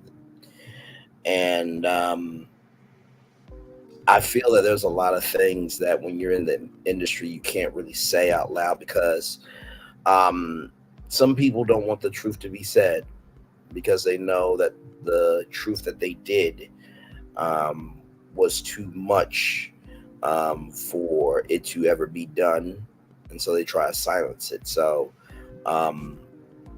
you know, there are some people that are gatekeepers that will decide whether you rise or fall. So I do believe Tiffany's pain.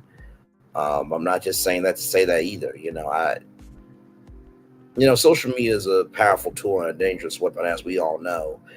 And I think with Tiffany Red, I think she just wanted everyone to know that, you know, this life that she's living is bigger than her wanting to write music. She is afraid to go outside because she doesn't know if people will be tracking her. She doesn't know if she will be handled. She doesn't know if there will be consequences. And so, you know, I'm like this: if Cassie had the right to speak out, if Lil Rod had the right to speak out, Tiffany Red has the right to speak out too. So yeah, I feel her. I pray for her and I wish her well. I really, really do.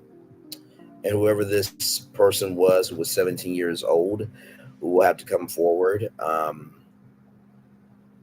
I pray for you as well, because it's never easy to come forward and into saying your truth. And also to Natalia Rubin, blessings to you. Glad you're still here upon the earth, and much love.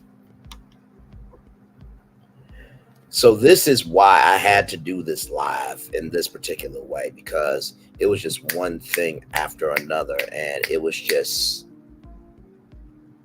I'm like, okay, I can't just do a single topic. I'm going to have to do it. So yeah, so I'm going to turn off my camera now because I've done the whole show for over almost 2 hours. Oh, my Lord. I will drop the link if you guys want to come up.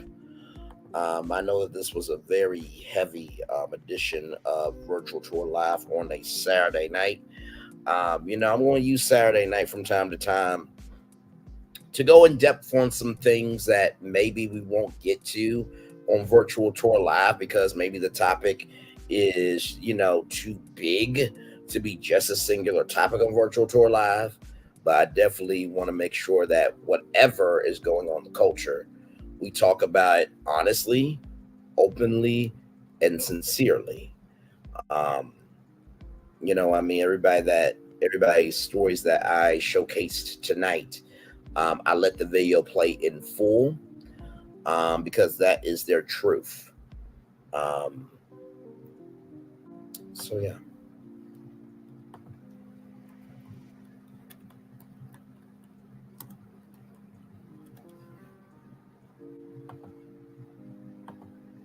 Link is pinned if you guys want to come on up.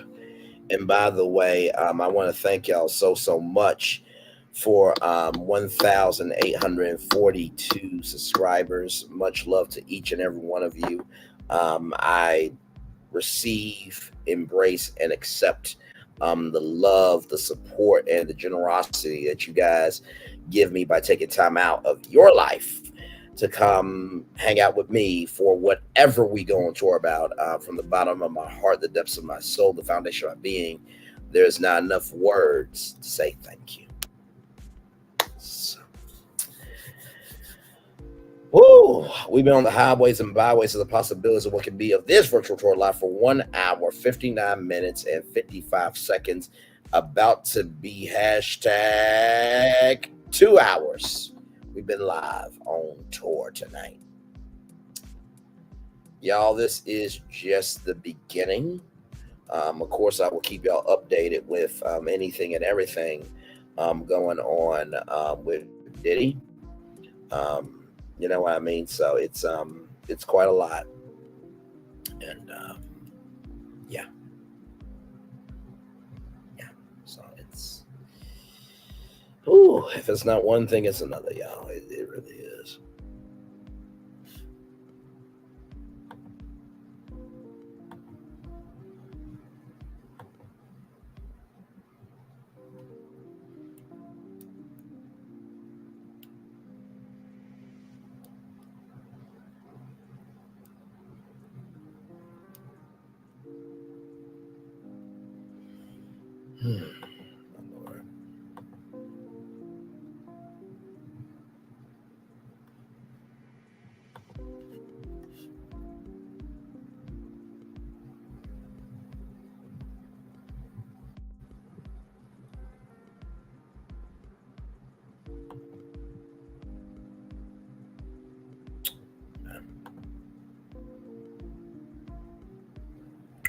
Well, looks like nobody wants to come on up on the stream, or so I will.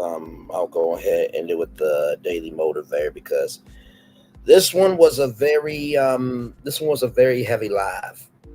I hope you guys enjoyed it. I hope you learned something from it. I hope that you take away a sense of good damn. At least that's not my life. But also, too, hopefully, what this live will do is it will showcase that whether you sit, and I always say this, but it's so true, whether you sit high and look low or you sit low and you look high, we all are going through something in this thing called life. Let me get ready to show y'all this, the Daily Motivator. I hope everyone keeps applying pressure and keeps their flow days neck until he gets locked up. I agree, because at this point, I said what I said. It's it's getting the pressure. The to use a meme. Hang on, let me see if I can find it.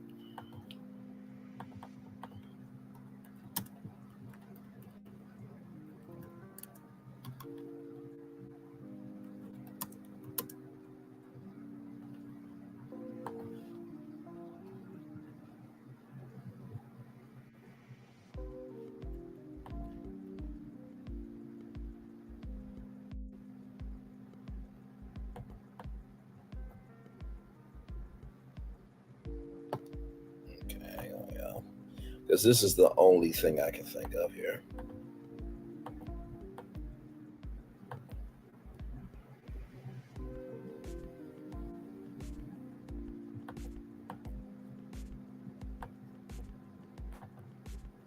Y'all give me one memento, please, and thank you.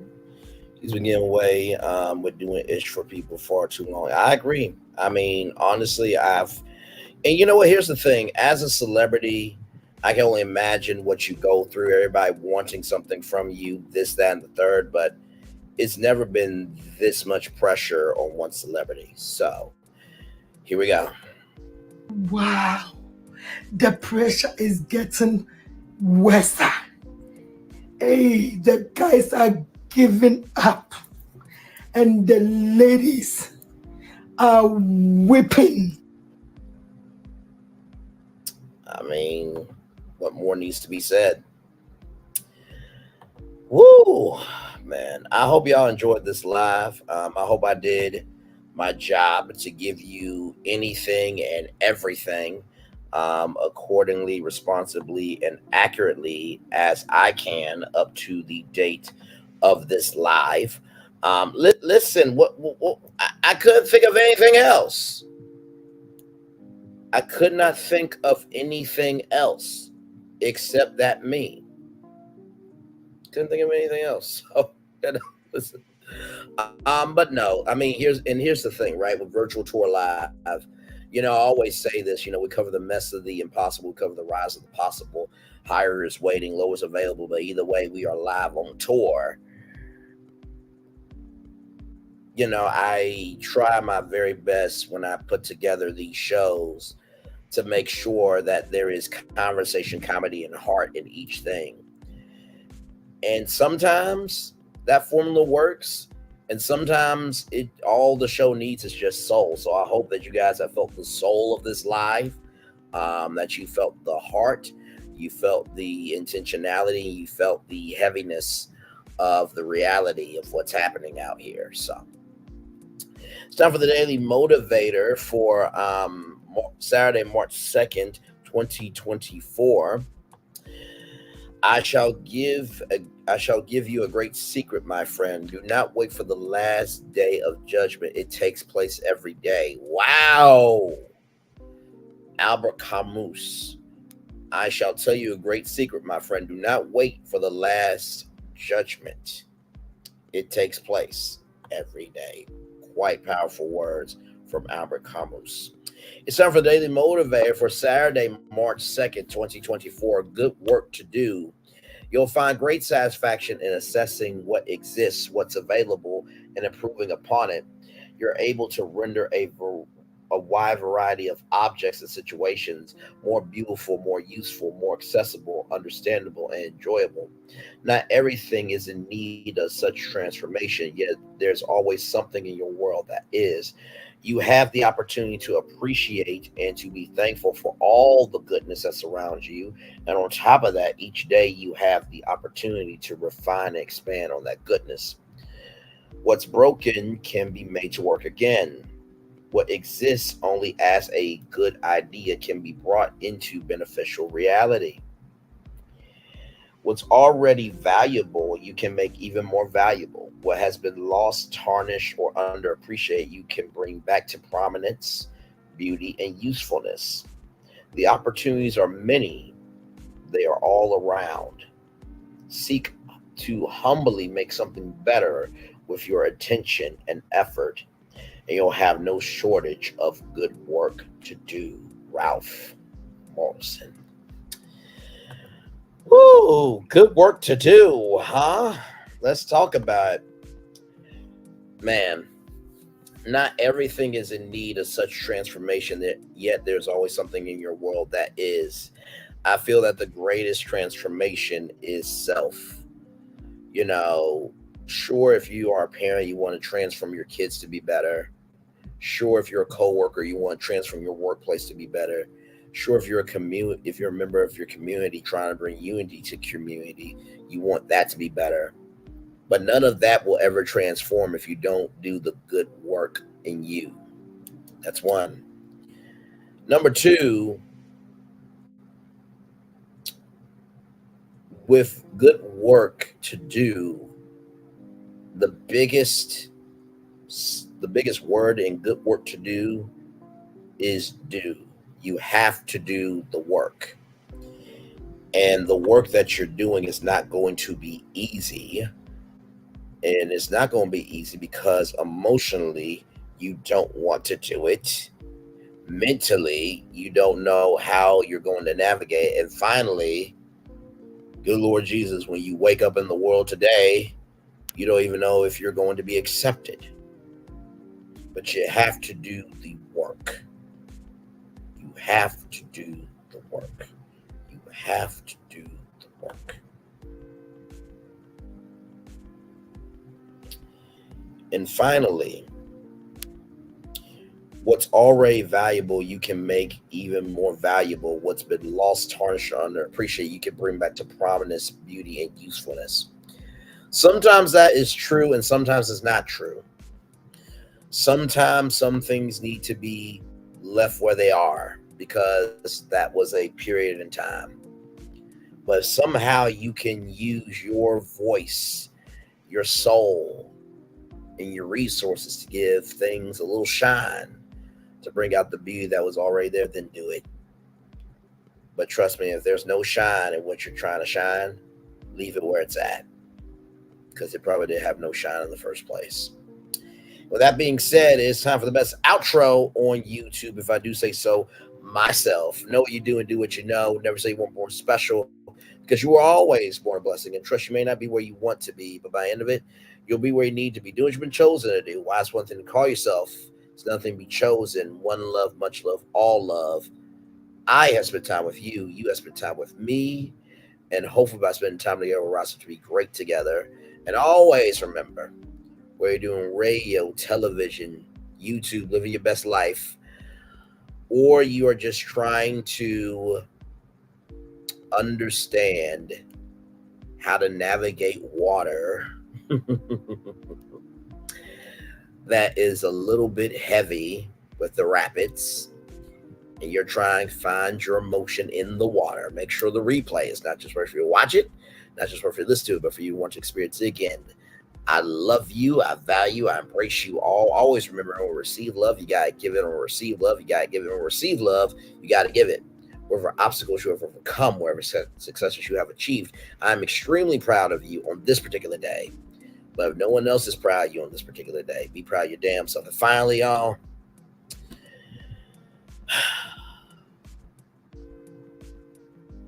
just remember, whatever you start will be finished always. Maybe not by a person, place, or thing, but will always be finished. Just make sure that you're responsible for what you do, for what's to come for you, that ending. With that being said, enjoy the fireworks for the day that was, for the day that is to come, and for the blessings that are on the way for you, me, and all of us as a society, as a people, and as a culture. I feel the love, and I send it right back to you. By the way, check out this great network. Now right that you've here. reached the stage in your life where quality television is important, Nubian TV is a black network that speaks to your lifestyle. Nubian TV is the world's first digital network devoted to the upscale and political lifestyles of black people. Nubian TV's programming includes politics, travel, fashion, food, automotive, arts and culture, civil rights, music, and more. Watch now on Amazon Fire TV, Roku, or watch globally at nubiantv.net. Nubian TV, it's what you want to watch. Now that you've... And it really is what you want to watch. It's really good TV.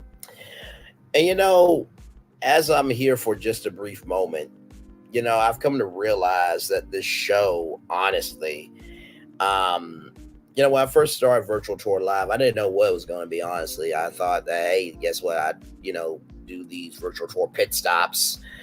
And, you know, I'd start to do those Virtual Tour shorts.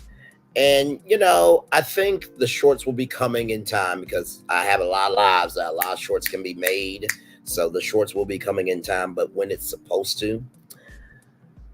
But when I started Virtual Tour Live, I'm like, damn, we go to all these pit stops. How can we magnify this experience, right, of going on tour together? And when I started the channel, I started to do Virtual Tour Live with the Real Housewives of Atlanta, and, you know, mixing Dynamic City video and taking you on the highways and byways of reality TV in a virtual tour format.